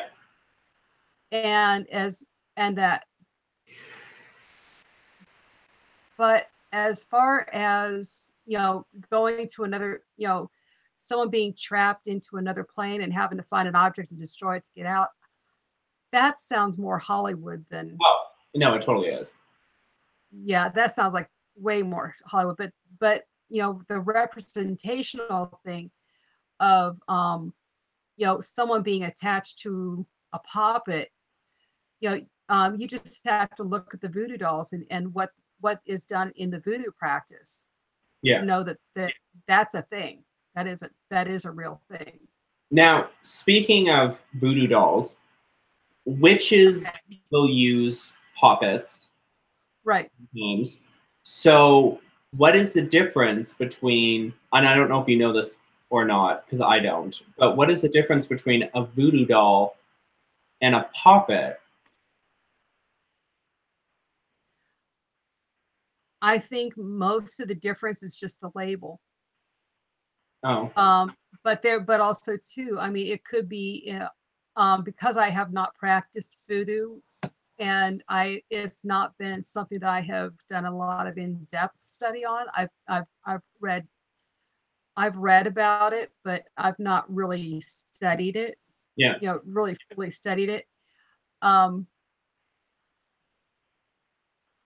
There are things that they do with the voodoo dolls that a lot of witches don't do. And so I think the difference is also in, it really goes back to their practice and how they use them. Yeah. But as far as the now the other thing too is like depending on the person, I mean the puppet or the voodoo doll, it could be made out of cloth, it could be made out of clay, it could be made out of any number of materials. But it's I think a lot of it's the name and then on how they use it. Yeah. there's ways that they use it that are specific to voodoo that most witches don't do. Yeah. And then the last question in this little game of mine is something we've all seen on TV, and you can't say you've never seen this because I know you have. Okay, Hollywood fiction or reality or somewhere in between? Resurrection. Because I think it's complete Hollywood fiction. Yeah. I think that is something that is, for someone to go and be able to resurrect somebody. I think that, I mean, in the Christian faith, they believe that God is able to, that Christ was able to be resurrected, but I really don't see, um, in the craft, I just don't see it as being a real thing. Yeah. Yeah, I mean, if someone's dead, they're dead. Yeah. That makes sense because I've done some research on this, and there's a sect of magicians. They're like necro something. They're necromancers, but they're necro something, and they talk a lot about resurrection. And when I think of a necromancer in the craft, I think of somebody who works a lot with the dead and the spirits and harnessing their power and getting, what they want from the spirits. And I mean, I guess in a way you could call all witches necromancers because we all work with spirits of some form or another. And but to take a dead person and suddenly be alive, and that some of the things that I've read about that goes back to, there's people who, may have been, I mean, this is like a long time ago before medical advances were made in an understanding of medical conditions. They're actually two things. One is there isn't a rare illness where someone will collapse and you'll think they're dead, but they're really not. And that I'm trying to remember what the name of that was, but it's actually it's a rare disorder. And I mean, like extremely rare. But another thing too is there's a lot of people who believe someone who was in a coma was dead. Yeah. And so when somebody would wake up out of a coma, it was like, they were waking from the dead. They were dead in the fact that you couldn't wake them up. They weren't able to wake up on their own and everything. And then all of a sudden they wake up, there was people who actually, they, it is believed, from the readings I've done, oh gosh, this going back a long time ago that I read this, where there may have been people who were actually buried alive because they were in a coma and their body function, their heart and respiration was so low that people thought they had died. Yeah. And they buried them. Now there are monks who are able to slow their heart rate and things down way, way, way, way down, but no one has ever referred to them as being resurrected when all of a sudden they're functional again. Yeah. But in folklore, there was a time when people who were in comas were actually, people, often mistake them for dead because they couldn't wake them up. There was something, and but then if the person spontaneously woke up, then that was a frightening thing for the ones that were around and, at that time. I mean, it was frightening to see someone who was in that state for for a while suddenly wake up. Yeah. And And that, but if you're talking like a resurrection, like what the Bible talks about with uh, Christ, then no, I don't see that as being real. something that is possible. So that leads me to the actual last one of this little game is Okay. I see this a lot in TV shows where witches will cast magic on themselves to either sleep or they will live for hundreds of years. Obviously, that's fake. But is there any such thing, in your opinion, of any kind of magical spell to prolong life for whether it's, you know, maybe you're 80 and you live to be like 110 and you say, I got this way by doing magic or whatever? Like, do you think that's possible, like magic to prolong life?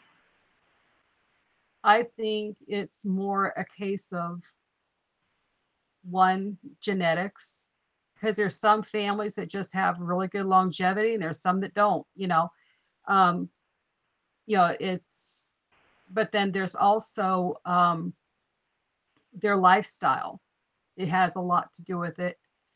I really don't know if magic can prolong someone's life into, like, where they're like extremely old. Yeah. I don't know. I really, Yeah. I can't say for sure, but my quick response would be like, no, but I can't say for sure because I've never run into anybody who has said that, Yeah. and No, who could actually explain it. that makes sense. I just thought this would be like a fun little game to be like real or fake. Yeah.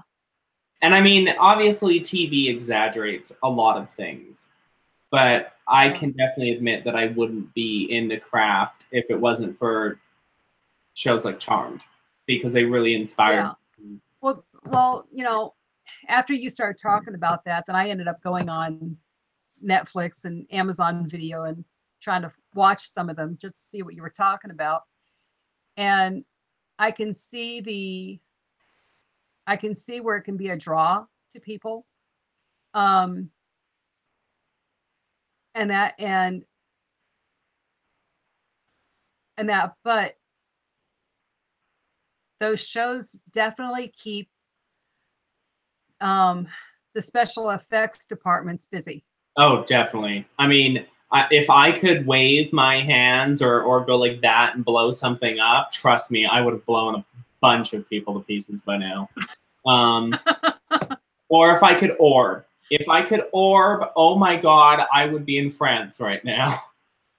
Like, you know what I mean? Or if like one of my biggest things that I would love to be is a vampire. If you could throw your hands like that, if you could throw your hands like that and make someone slam against a wall, you'd enjoy yourself. Oh, I totally would. I'd be like, I'm gonna fuck with you. Like, but like Yeah. the biggest thing that I would love to be, and I know a lot of people would be like, I would never want to be that, but I would want to be a vampire. Specifically from like Vampire Diaries or the originals, where I could compel people. I could compel myself a beautiful boyfriend. I could compel myself into like Are, tons of. are, are those the ones that glitter? No, that's Twilight. I don't know. No, I don't care. I just know this. There was a show that had vampires that glittered. no, that was Twilight. That's Spartan. Okay. But no, like if I could compel people and have super speed and be strong and like live for thousands of years, oh, you can definitely bet I would. I definitely would. I'd be like, fuck yeah, bitches. I'm gonna be 30 for like thousands of years. I would love to live forever. I mean, most people would find that as a curse because you watch your friends and your family and your loved ones grow old and die. But I'd be like, bitch, you're gonna become a vampire so we can live forever. So, what do you think is the most dangerous thing that a new witch tends to get themselves involved in? Oh shit. Which one do I want to say? Because like a lot of them, we've talked about like how they want to fast track, like getting into dark magic, stuff like that. But like if I was a brand new witch and you had to warn me against one thing, what would it be?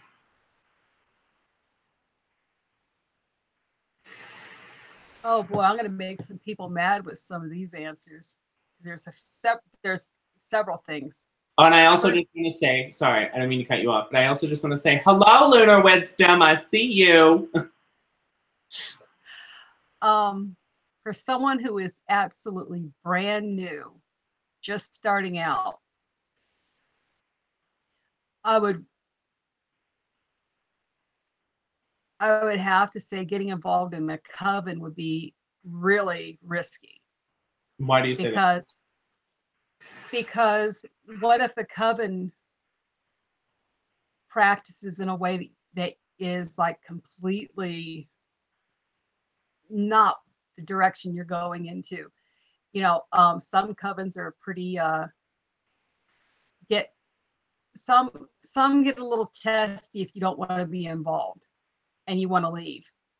Some are okay. They realize that, okay, our path is not your path. Go on your merry way. But some are not. I would definitely, I would definitely not even touch the idea of dark magic if you're a beginner. Yeah. Because you have no idea what you're getting into. And I think that if there was one thing that would be something that I would really tell them to stay away from, it'd be that. The second most dangerous thing, and some people might argue that this is should be the first one, is channeling the spirits. You know, attempting that, because you don't know what you're going to connect with. And as someone who's new, you are not going to know what you're getting into at all.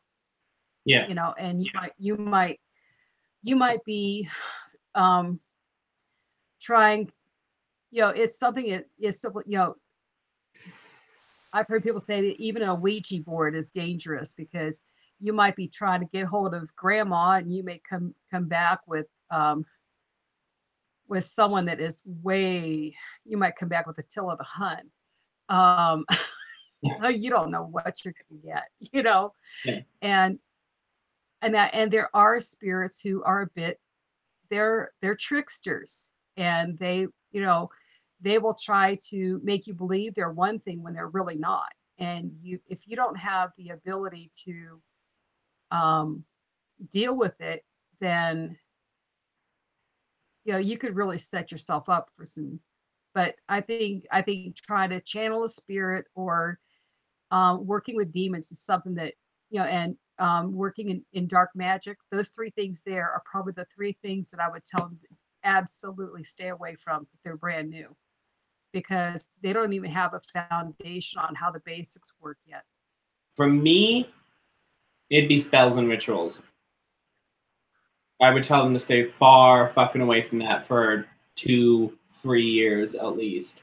Because, I mean, even just, and I know you've talked to, like, before this on doing, you know, basic spells, but even then, like, you don't know, first of all, you don't know your true intent. Like, you might be thinking, oh, I want money, but then all of a sudden it changes in the middle of the spell to something else, or like a thought gets it popped into your head and you lose concentration.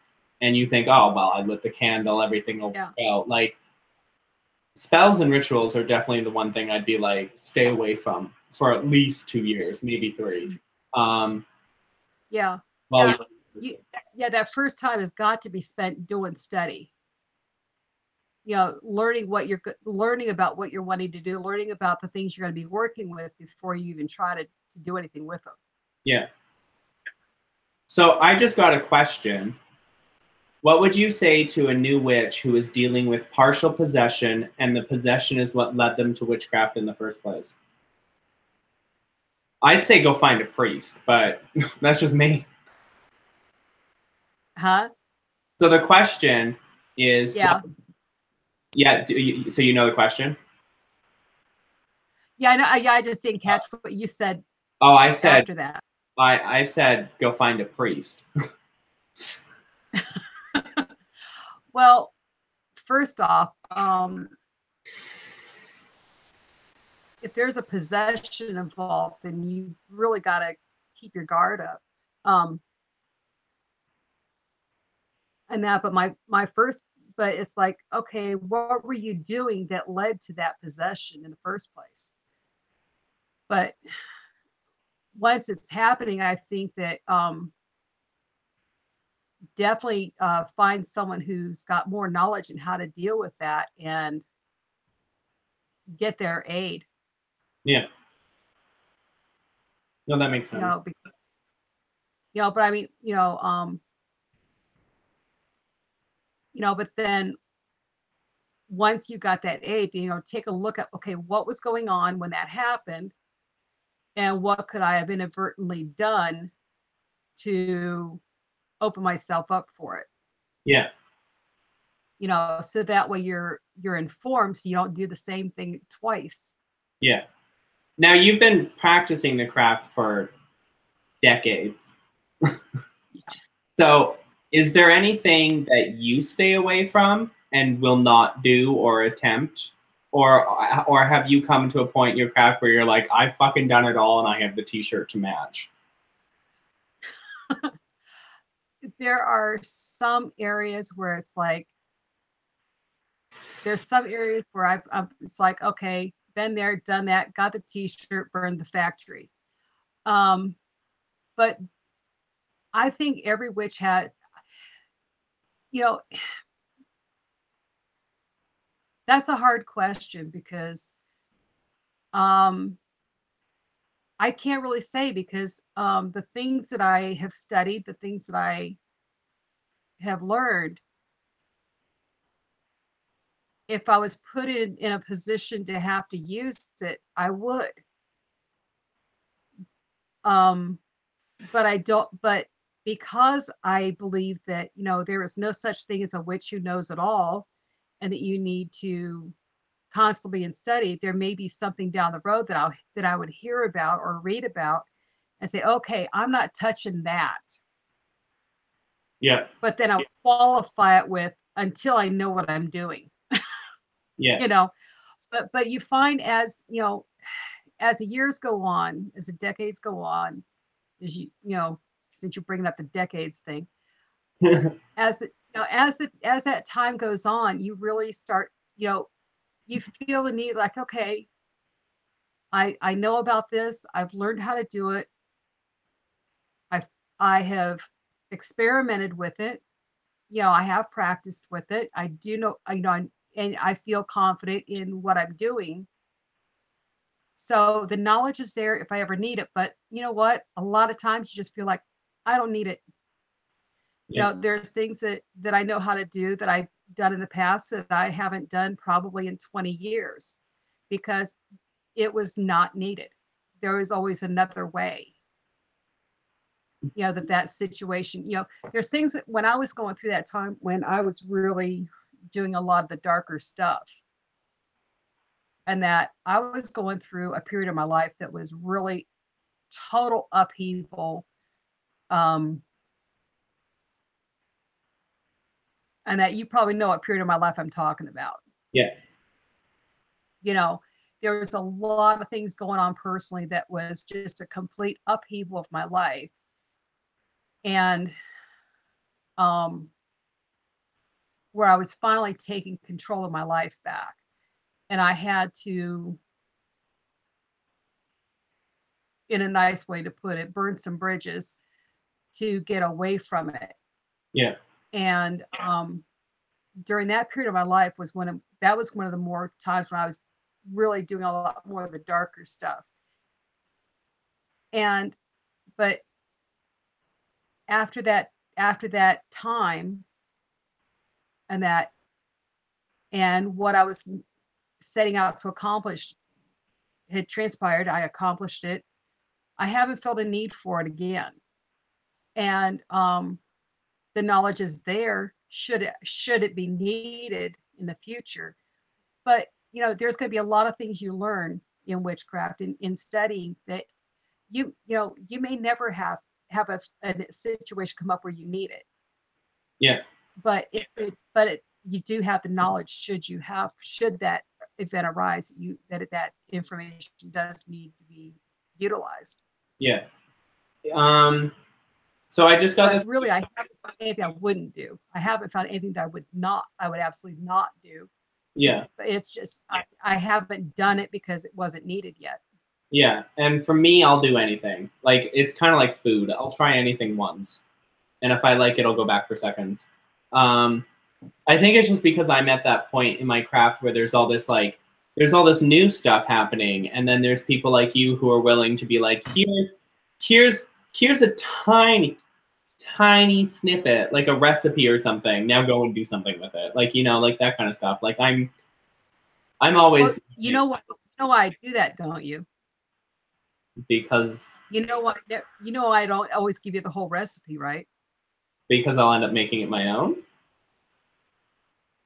That's part of it. I don't know the actual answer to this question. Okay, there's two reasons why whenever I give out recipes on things that I do, I don't give everything. Because one, you want the person to personalize it to their needs. Yeah. Okay. There's things that I work with that maybe you don't work with. Or maybe there's things that work really well for you that you could substitute for some of the stuff that I use, or that you could add to what I use. And that's where knowing your herbs and your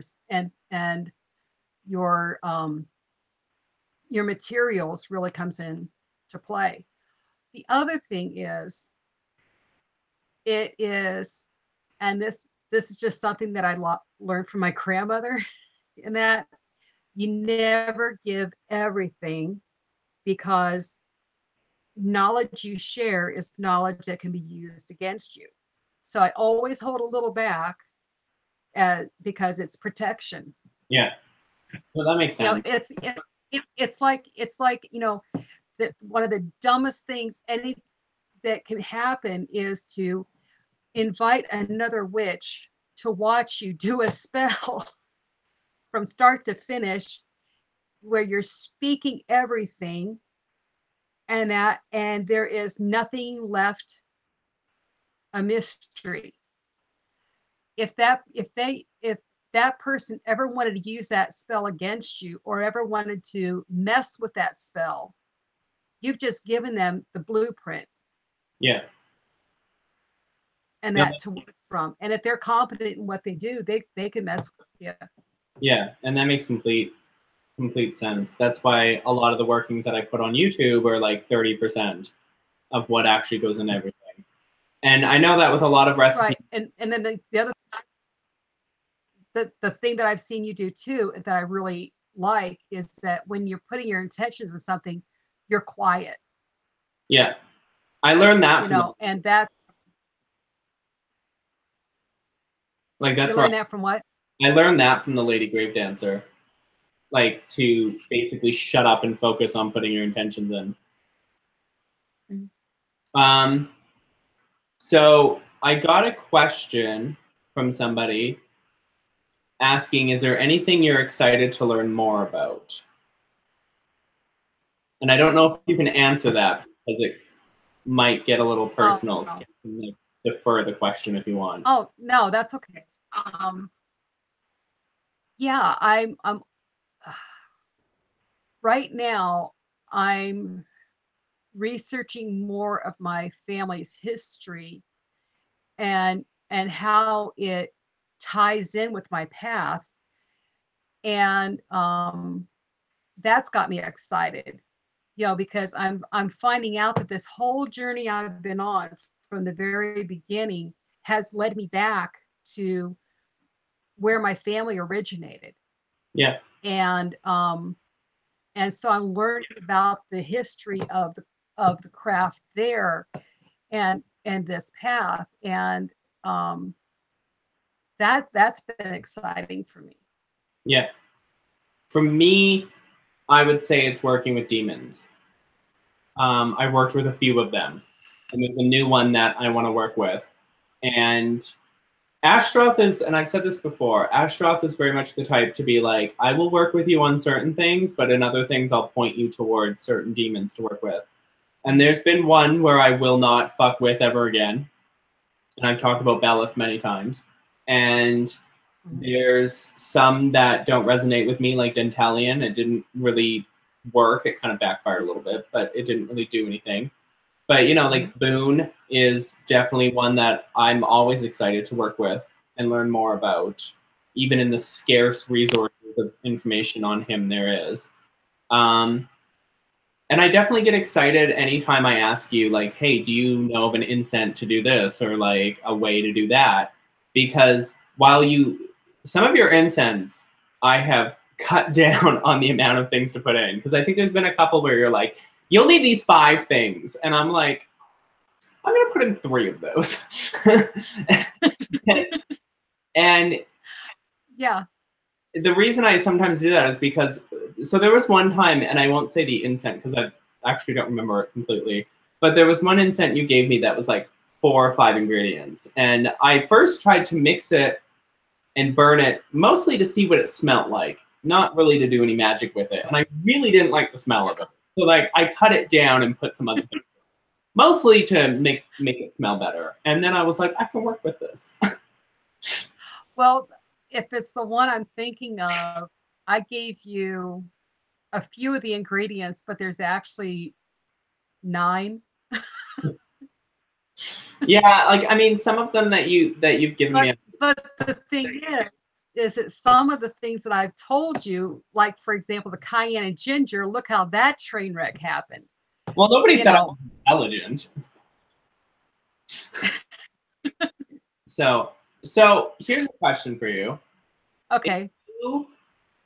Let's say one of your kids wanted to do witchcraft and was like really into it, and you were going to teach them one spell, and they were like brand new. And we've talked about like staying away from this type of stuff for a few years, but like they were really insistent on wanting to learn one spell. What is the spell you would teach a new witch?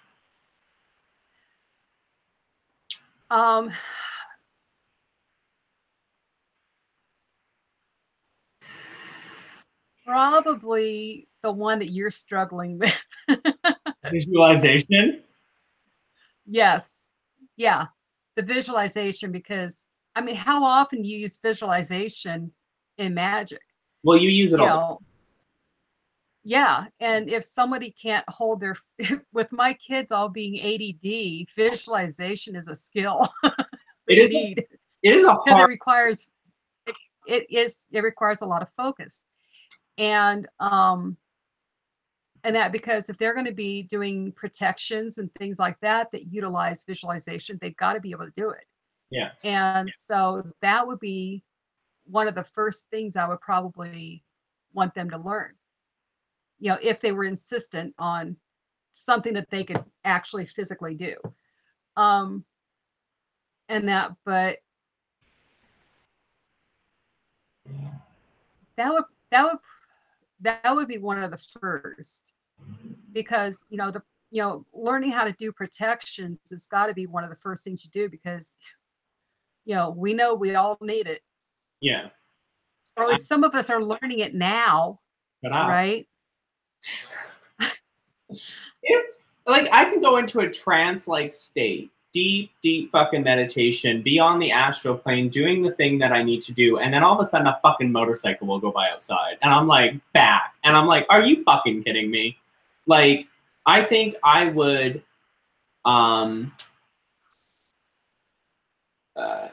teach somebody meditation. I wouldn't teach them a spell. I would teach them meditation. Yeah. Walking out the world around them.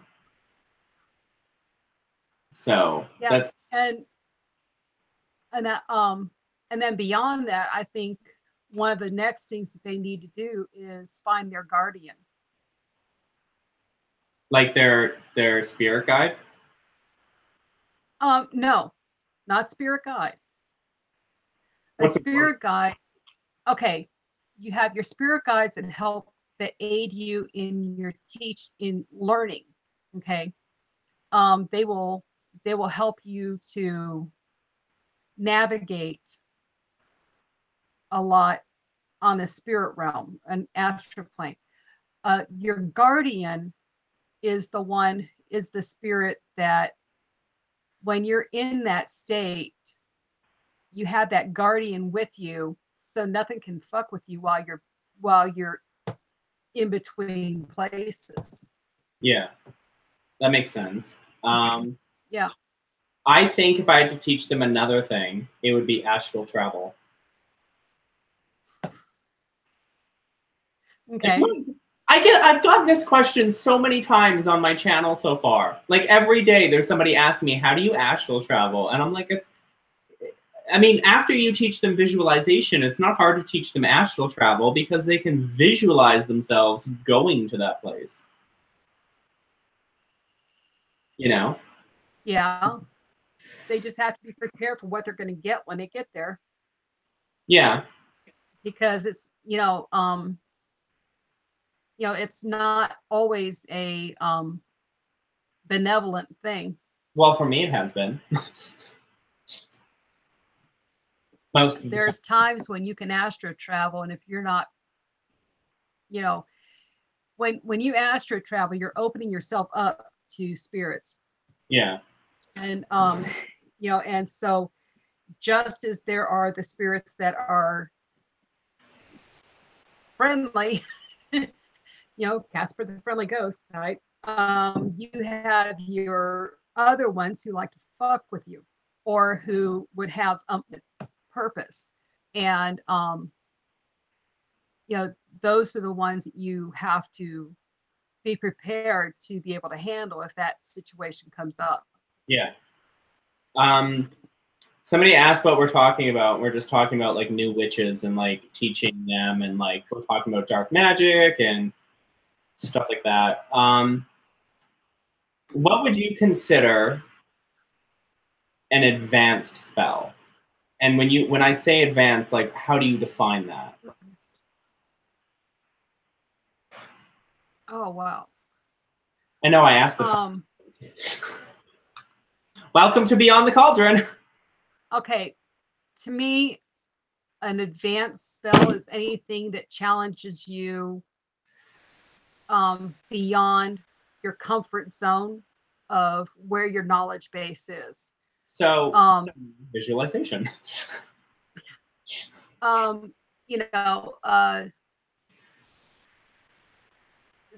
There are some who like to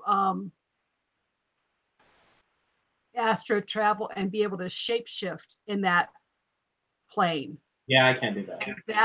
That would be something that is definitely an advanced skill.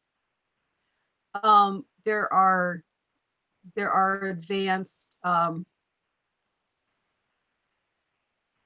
there are I would definitely say that things where you're, if you were going to be working with a demon, that would be something that's, or anything with the dark arts is definitely advanced. And I would be really, I would tell them to be extremely cautious with that. Do you, make sure they really know what they're getting into. Yeah. Before they even attempt anything like that, because there's a lot of groundwork you need to lay before you even touch that tiger's tail. Because that's a Pandora's box you're opening up. I would you're not prepared. Yeah, for me, I would say advanced magic would be working with the goddess. Oh, she's sweet. Yeah, until she uproots your life. You didn't tell her she PMS'd every other day. She wouldn't be up messing with you. See, I get stoned before I go to bed, so this bitch can't fuck with me. I can just get royally baked and then fall asleep and be like, yeah, that's right, you try and fuck with me. I'm going to have a peaceful sleep tonight. Because I don't dream. At least when I get baked and go to bed, I don't dream. Like, it's just like, I try, like, I'm the type of person who like tells myself stories to fall asleep, and I find it very difficult, obviously, to concentrate when I'm baked out of my mind and trying to do that. But then when I do fall asleep, it's like black all the way to the point where I wake up. So it's like, try and fuck with me. Yeah. But I would say advanced is like working with a goddess, or working with Ashtaroth, or working with demons, like you said. For me personally, aside from the goddess, advanced is like visualization. Like, obviously, when we do spells, we put our intentions in and we kind of visualize the outcome that we want. But there's more to it. Like, the thing that I'm trying to learn and trying to kind of get you to teach me, which you are somewhat hesitant on, is spirit travel. And you're like, guess what that involves? And I'm like, fuck that business. Like, I can kind of spirit travel, because when I go to the astral plane and I talk with my spirit guide, and one of my spirit guides is fucked, because this spirit guide comes to me in the form of the original Slayer from Buffy the Vampire Slayer. Like, it has taken on that form for some reason, and just kind of follows me around, and is interesting, because every time I'm like, give me a different face, give me, like, it'll shift, but it's something else, and I can't visualize it, I can't see it, and then I'm like, no, go back.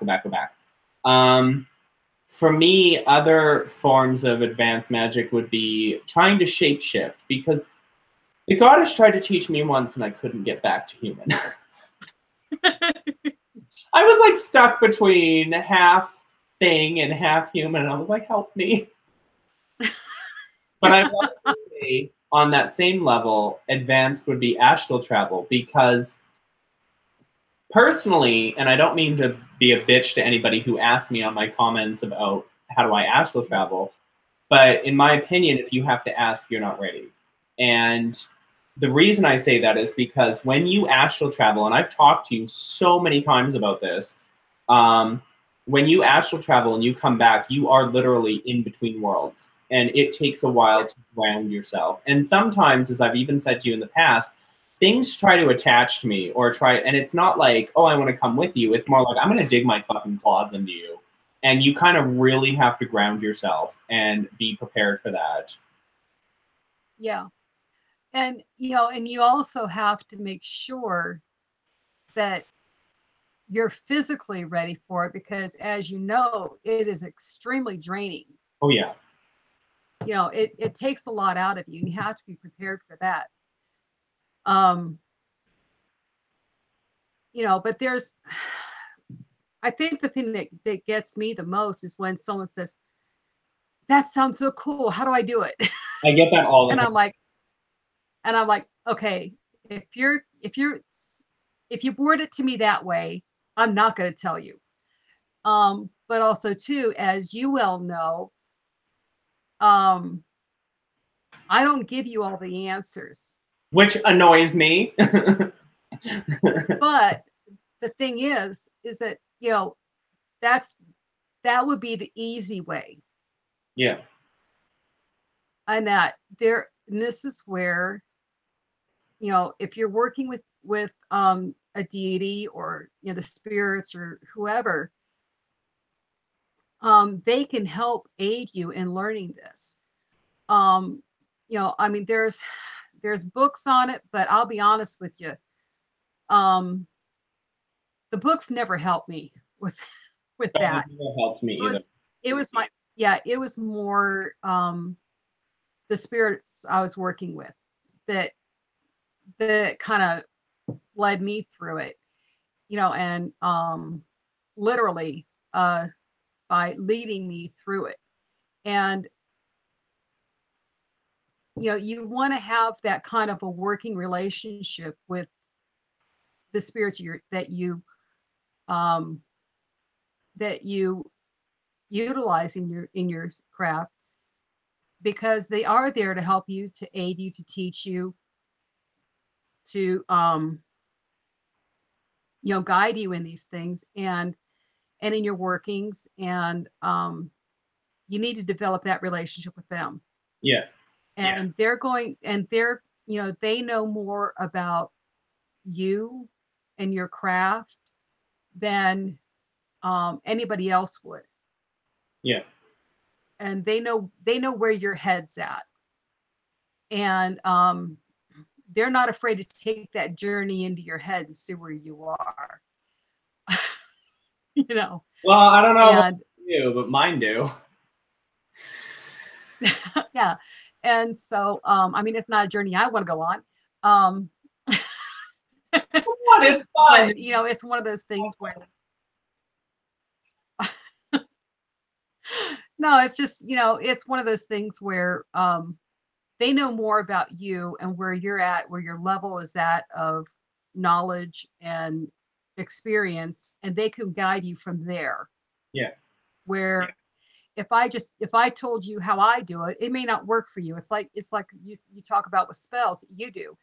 What works for you may not work for somebody else. What works for you. Yeah. Have you ever come across a feeling in your craft where you're like, I feel like I've peaked? Like I'm what? Like you've peaked. Like you've plateaued almost. Like you keep going, like every witch goes up and up and up and up and up, but is there a ceiling? And have you ever felt like you've ever hit Um, ceiling? no, because no matter how much you've learned, you reach a point in your studies where you realize that the more you learn, the more you realize there is yet to learn. Yeah. If that makes any sense. And I mean, I look at how long I've been on the path, and I look at how much I've studied, and yet I don't feel anywhere near like I know it all. I know just enough to tell me that, hey, you don't know everything and you still have a lot to learn. And there's always things, there's always new herbs and crystals and things like that that you can learn. And whether you use them in your craft or not, you can learn about them. And then if something resonates with you with it, you can use it. Um, but if nothing else, even if you feel like you have, reached that the top of that peak in one area of your craft, there's always something else in another area. And then after a while, you realize, you know what? I haven't learned everything in that area I thought I had down. And you go back and you study more. So I don't think there ever really is a point where you can sit back and say, I have nothing left to study. Yeah. Because there's always going to be something more. Do you think burnout in the craft is a real thing?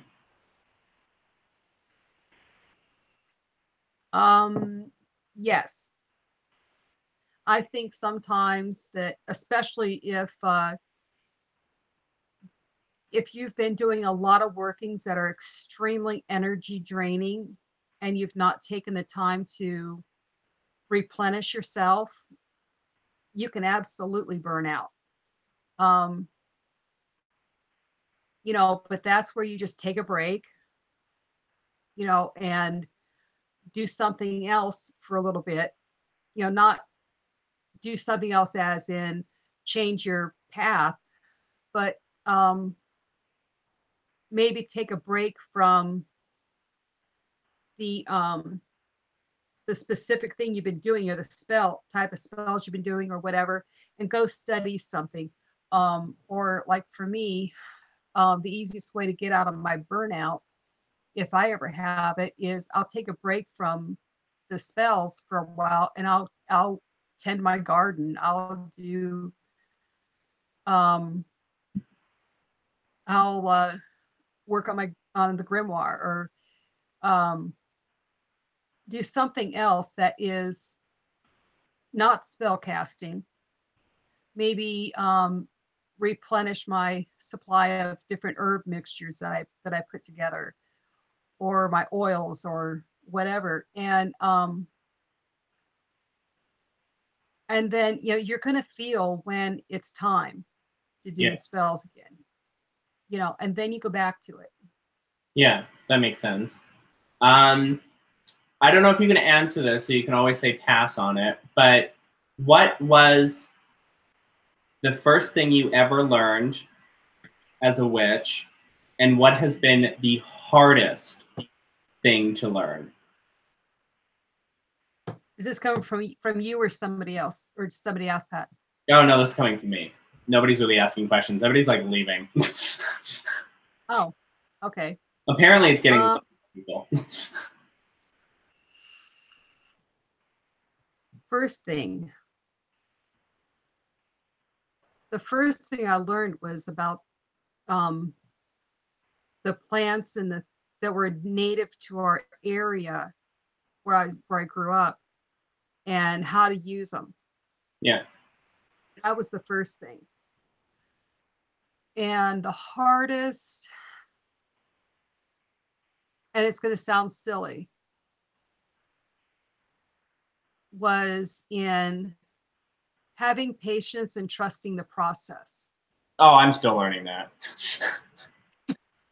That actually is the hardest thing, because when you're doing a spell, it's so common to want it to happen now. You want to see it work now, and sometimes you have to wait on the timing to be right. The spell will manifest, but it may not manifest in the time frame you want it to manifest in. Yeah. Sometimes the spirits say, okay, yeah, you needed to do that spell, but your answer is not yet. Yeah.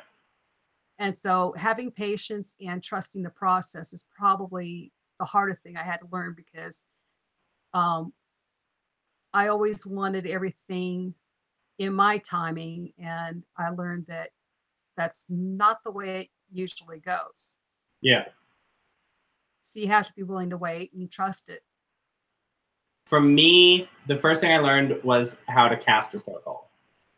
And the hardest thing is like what you just mentioned, the patience thing, because at one point I was working for a company that only paid me monthly, and they would send out the money on, say, the 16th or whatever. And because it was a wire transfer, it would take a while. So I would do money magics to hurry that the fuck up. And I definitely found myself in some instances where I kept repeating doing those spells over and over again, because I was like, I need this money. I need it now. And it was like, the spirits were like, and even in the saints at that time were like, it's coming, just wait. And I was like, I don't want to wait. Yeah. Well, yeah. It's hard to wait in that situation when you see I've got bills due. Yeah. When it's going to happen, and you start but yeah, you have to, be patient and trust in the process. And that is definitely one of the hardest things to learn. Yeah. I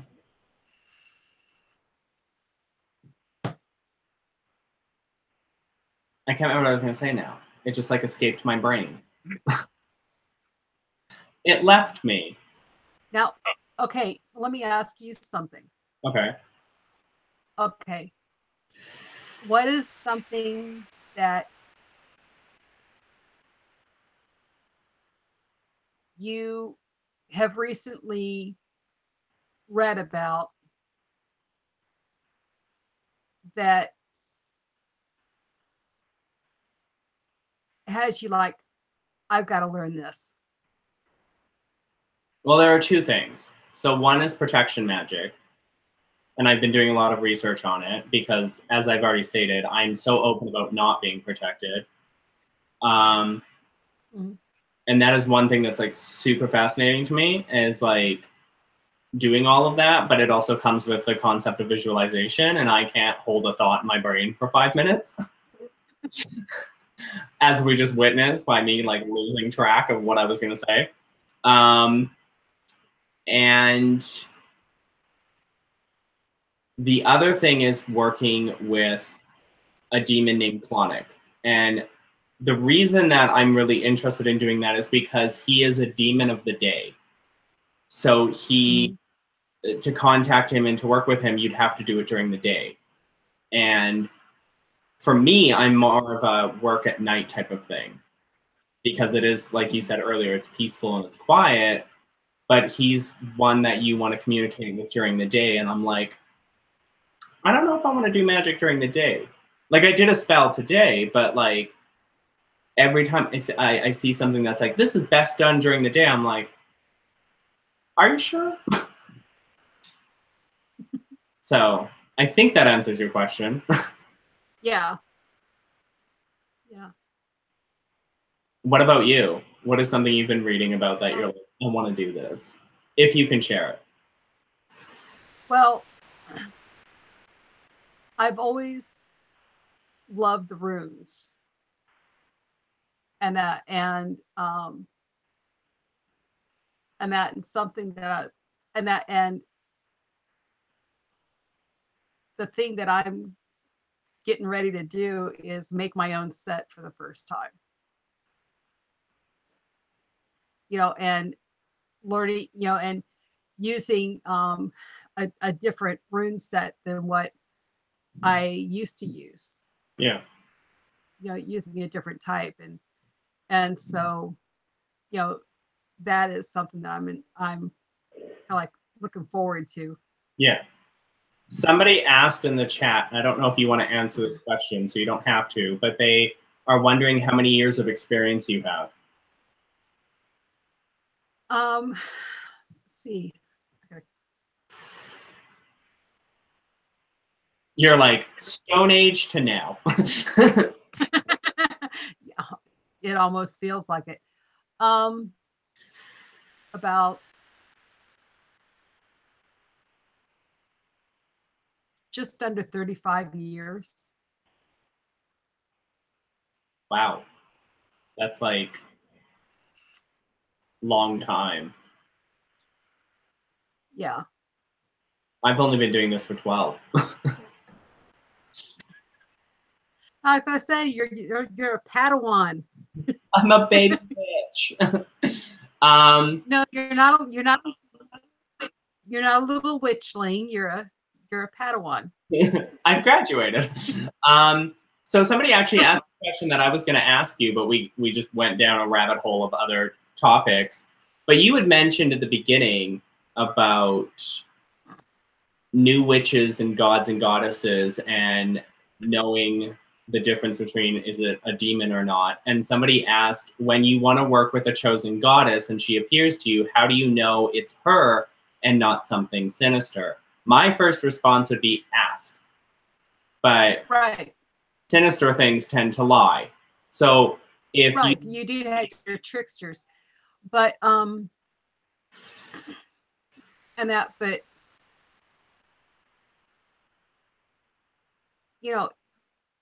I would say first really study about that deity. If the goddess or whoever is appearing to you. Yeah. And then when they do appear to you, test them if you're not sure. Because they're not going to get offended. Yeah. But definitely you can ask them, and and you can ask them why they're coming to you, and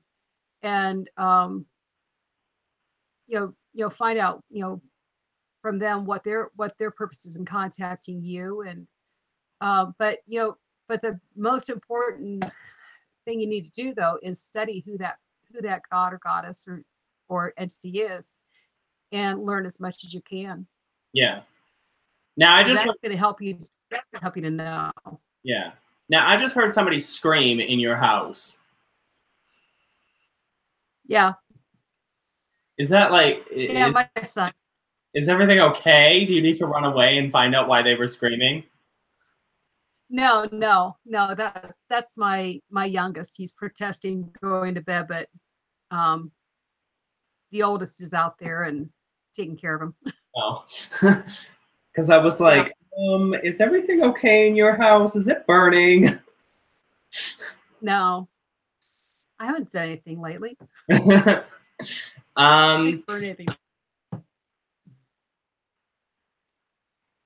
I would almost caution against testing because there's a certain lady that we both know, and I mean goddess lady, who you don't really want to test.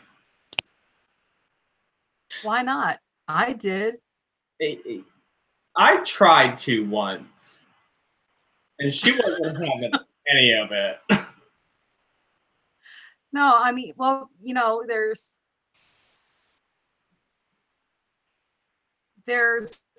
ways to do it where you're not like, you know, it's not like you're asking them to show you their ID, you know. Are you really? There you are. Let's see your ID. How old are you? Yeah, let's see your certified ID. You know, but no, by testing them, I mean, you know, there are things that, you know, what is their purpose in coming to you? And go from there, depending on the answer you get. But the big thing though is studying who that deity or that entity is, and you know, you're going your instincts will tell you if it's really them or not. Yeah. But the big thing is you have to know who they are, because if you don't know who they are, then you can be fooled. Yeah. So going back to new witches for a second, I just thought of something. The one thing I would tell a new witch is never ask for change. Like don't like, when I say that, I mean like don't be like, oh, you know, my life is boring and I want to do a 180, God, goddess, whatever, can you help me do that? Because there's a certain goddess that we all know that if you ask that, this bitch will uproot your life. And I'm pretty sure that can be said of any god or goddess, that if you say to them, you know, I'm bored of living in LA. Like I'm bored of the dating scene, I'm bored of all this. Just, you know, just uproot, like just change my life for me. And if you're not mentally prepared for that and you don't know, it comes under the heading of be careful what you ask for, because you might just get the answer you're not expecting. There's a witch in the community who was talking to me recently about change, and I was like, I know exactly who you're talking about, when she was mentioning a goddess. And I would caution people when it comes to change and asking for that. Now, sometimes a god or goddess will come into your life when you're going through change and be like, you're like, what are you doing? Like, let me just slice it off here and you can go forward now. Like, everything is burning behind you, you go forward. Right. But there's definitely that one thing that I would suggest new witches to never ask for change, because right, it'll come. It'll happen. Especially when you don't. Oh yeah. Yeah, and it can, and inevitably it almost always happens in a complete 180 of where you think it's going to go. Yeah. And but another thing that I would tell people never ever ever ever do, in a moment of even insanity with your deity, is to, you know, get cocky enough to have a try me attitude. Oh, hello. Because, oh boy, will they try you. Hello. Yeah, it's like, you think I can't handle that? Try me. And oh boy, will they try you. I had that. And they will hand your ass to you in a heartbeat. I had that with Ashroth lately in a spell I was doing, and I was channeling him, and he kept warning me and saying, "You don't want this," and I basically, in a way, kind of said, "Try me," and it just was. It was a lot. Somebody asked if I was talking about Hecate when I was talking about change, and no, but Hecate is a good example. Like, I don't think even the Lady Gravedancer would go to Hecate and be like, I'm bored with my marriage and my house and my job. Do you want to help me? Like, Hecate will come in and be like, I'm gonna set fire to everything. Yeah, I mean, the fastest way to invite chaos into your life is to do that. Is to say, my life is boring right now. They say, okay, we'll shake it up. And they will do a thorough shake up that you're not gonna have time to rest. I've had instances of that where, I'm dealing with the spirits and they're quiet and I'm like, can you like do something? Can you get off your ass? And all of a sudden they're popping in the mouth. I remember one of those times we talked about it. Yeah. And I'm just sitting there being like, okay, I will do this. Like, fuck off. Well, I remember a time when you said things were too quiet, and then all of a sudden you had a lot going on all at once. And, yeah. I mean, you're like, what the hell? I definitely do well when things are active because I'm used to it. Like in the last couple of years of being on YouTube and experimenting with my craft and going in different directions, I have gotten used to activity of some kind, spiritual, whatever. And when it goes quiet for me, I'm like, what the fuck is going on? Like, what the fuck? And then all of a sudden it's like, here you go. And I'm like, oh, I don't know how to deal with this. Solitary, help me. Yeah. Well, another situation I've seen people get into is when they are so dead set that they want something to happen a certain way in their life that the spirits are actually like, are you sure? And you're dead set, yeah, I want this to happen. And then it happens and you realize this is not what I wanted at all. Well, so you have to be careful. yeah, and there's instances where you're like, for example, let's say you want a job, right? And you're like, no, I really want a job. I want it now. I need a job now. Like, I want it now. Like, fucking give it to me. And if you're that persistent, I mean, the spirits, the god, the goddess, the demon, the angel, whatever it is that you work with, could turn around and be like, oh, so you really want a job? Okay, well, I'm going to kill your relationship that you're in. I'm going to destroy where you live, and it's going to force you to move. But guess what? Here's a whole other opportunity of jobs that you wanted. And it's like, and while you're going through that whole process, you're like, my entire life is in fucking chaos. My boyfriend or girlfriend or husband or wife left me, and I'm going through a nasty divorce, and I'm moving across the country, and like, like, you got to be really fucking careful when you're persistent because these bitches will fuck you up.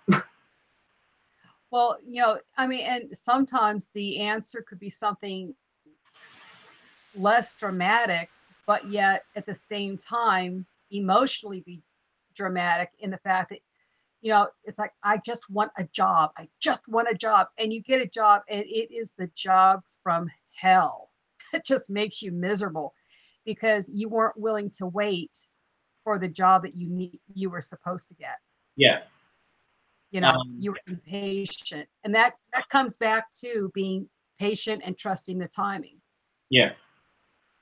Now, if you're working with a goddess, let's say Hecate, for example, and you've been working with her for 15 years, and one day you wake up and you're like, you know, this isn't working for me anymore. I think my path is going this way or it's going that way, or like I just don't want to work with Hecate anymore. How do you, because everybody on YouTube talks about how to work with a god or goddess, but nobody talks about how to get rid of one. How do I you do think that? that, well, I honestly, I think we don't give them enough credit. You know, they know, because of the nature of who they are, they know more about us than we give them credit for. And if your path is evolving, you know, you're transitioning. Well, like, you know, when you went from the saints to Astaroth and the goddess, um, and you feel that coming on, and you know that this, you know, deep down, this is what I need to do.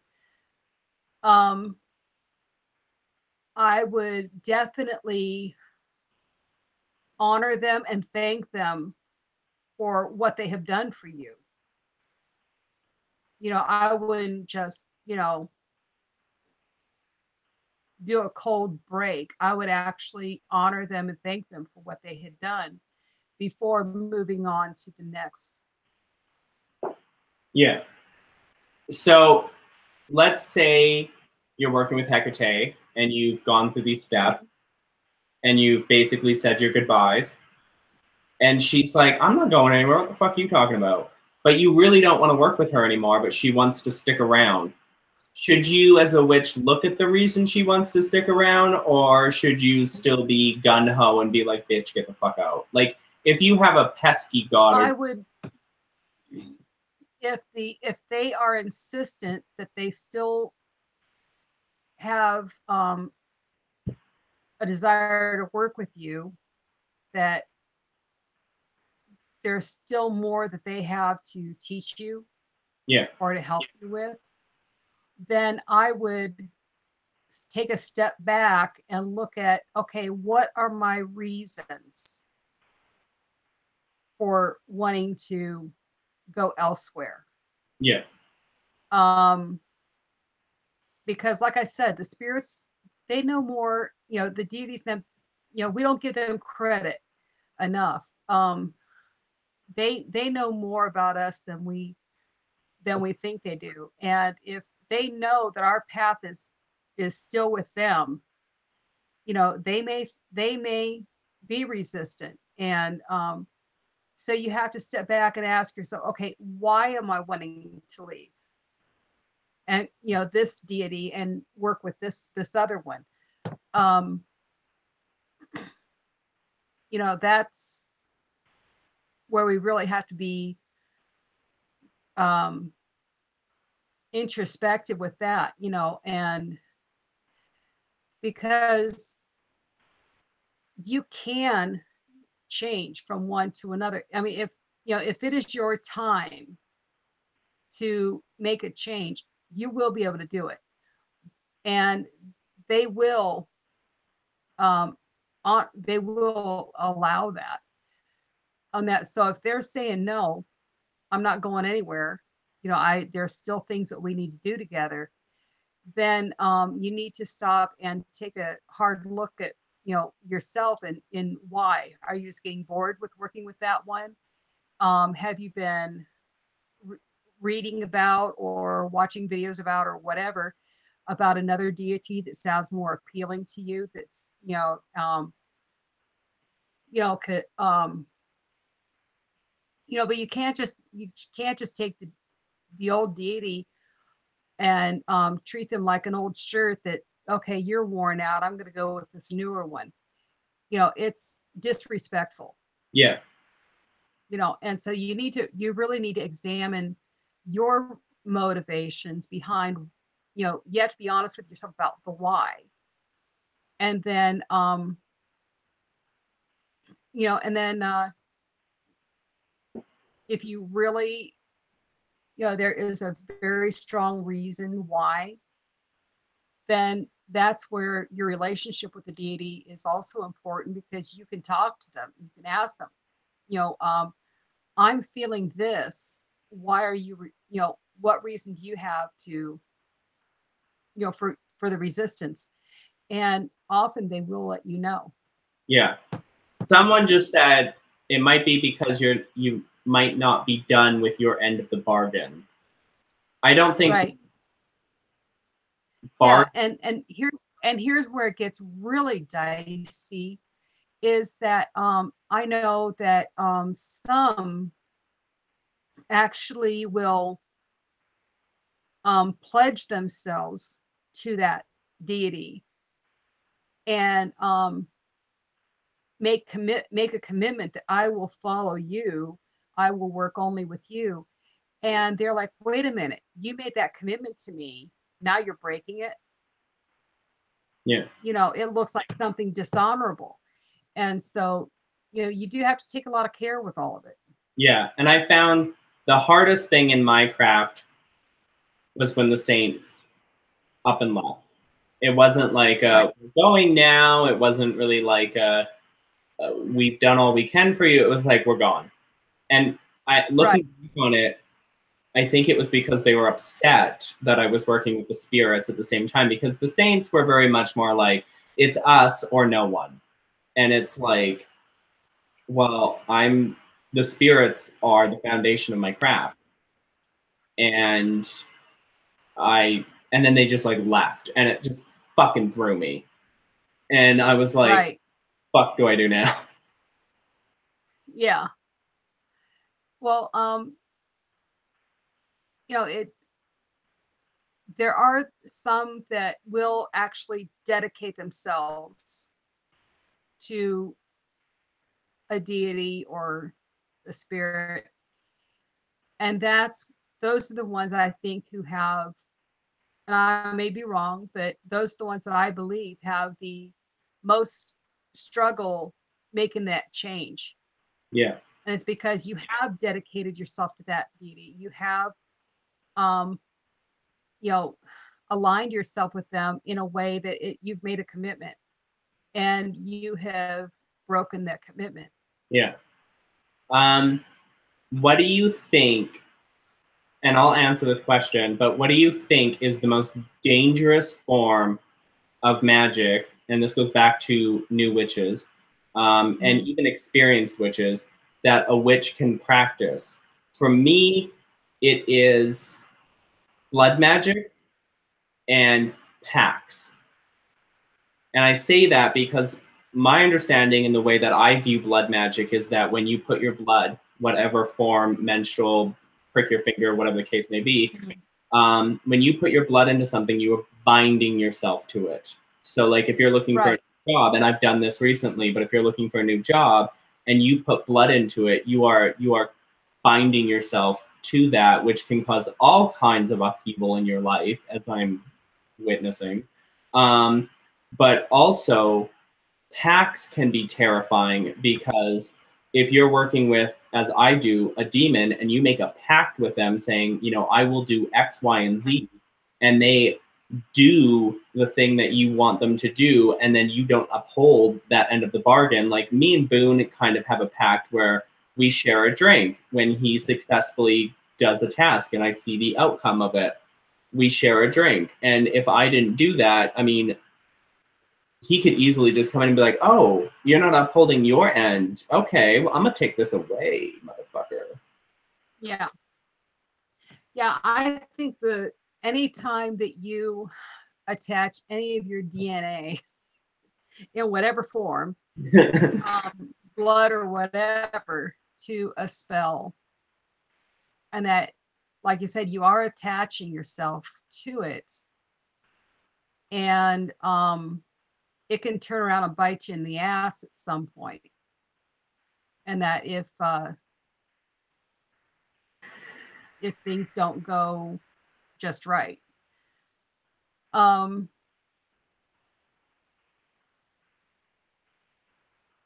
I think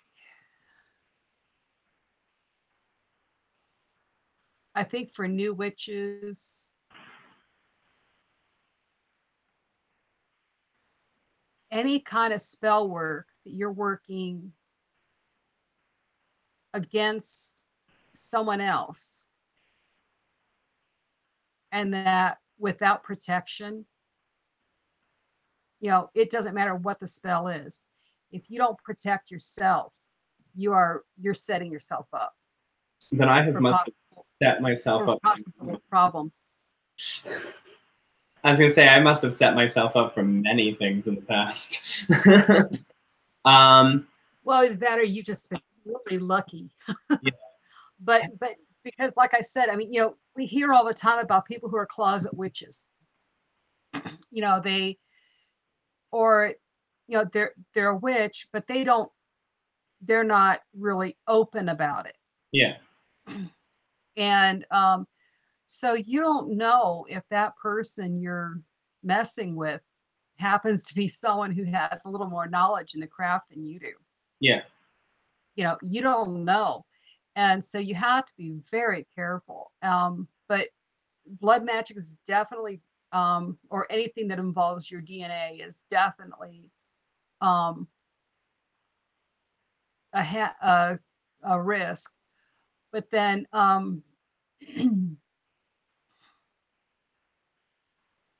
then I think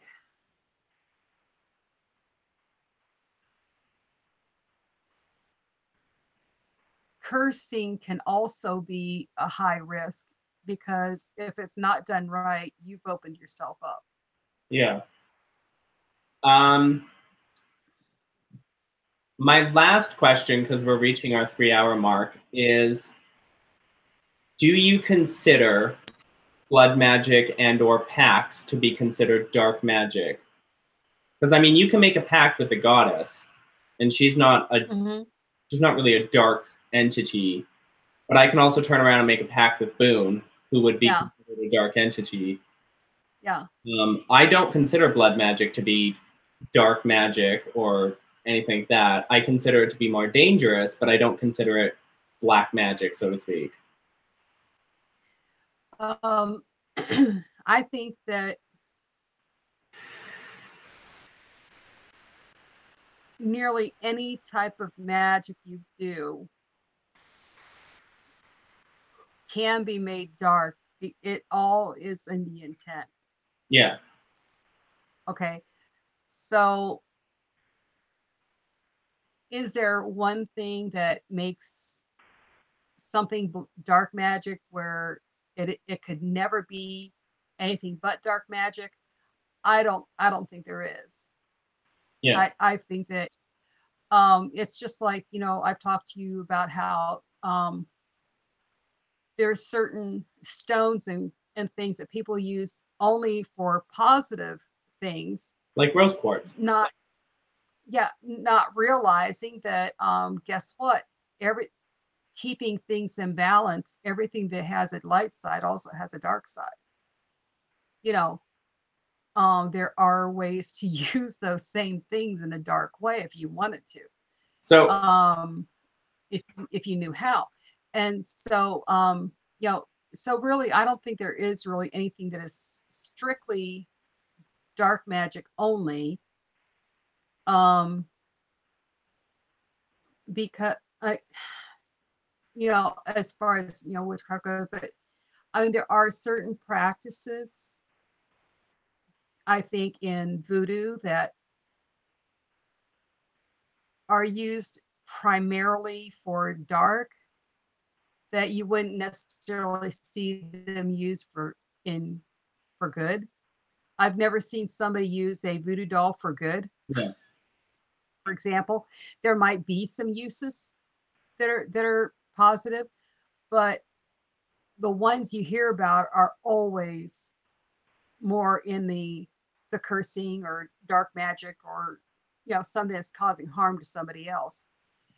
But as far as just the spells and things like that, I really think that you can use just about any spell for either purpose. Yeah. Do you think that, so if you can turn a rose quartz, which is usually used for healing and love, into something dark to maybe break up a relationship or whatever the case may be, can you put a positive spin on a curse?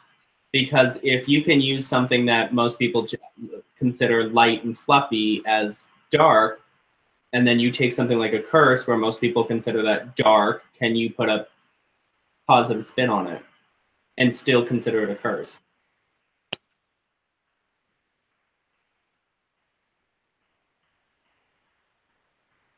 It, that's a hard one because it really goes into the specifics. You know, I mean, it, like I said, it's all in the intent. And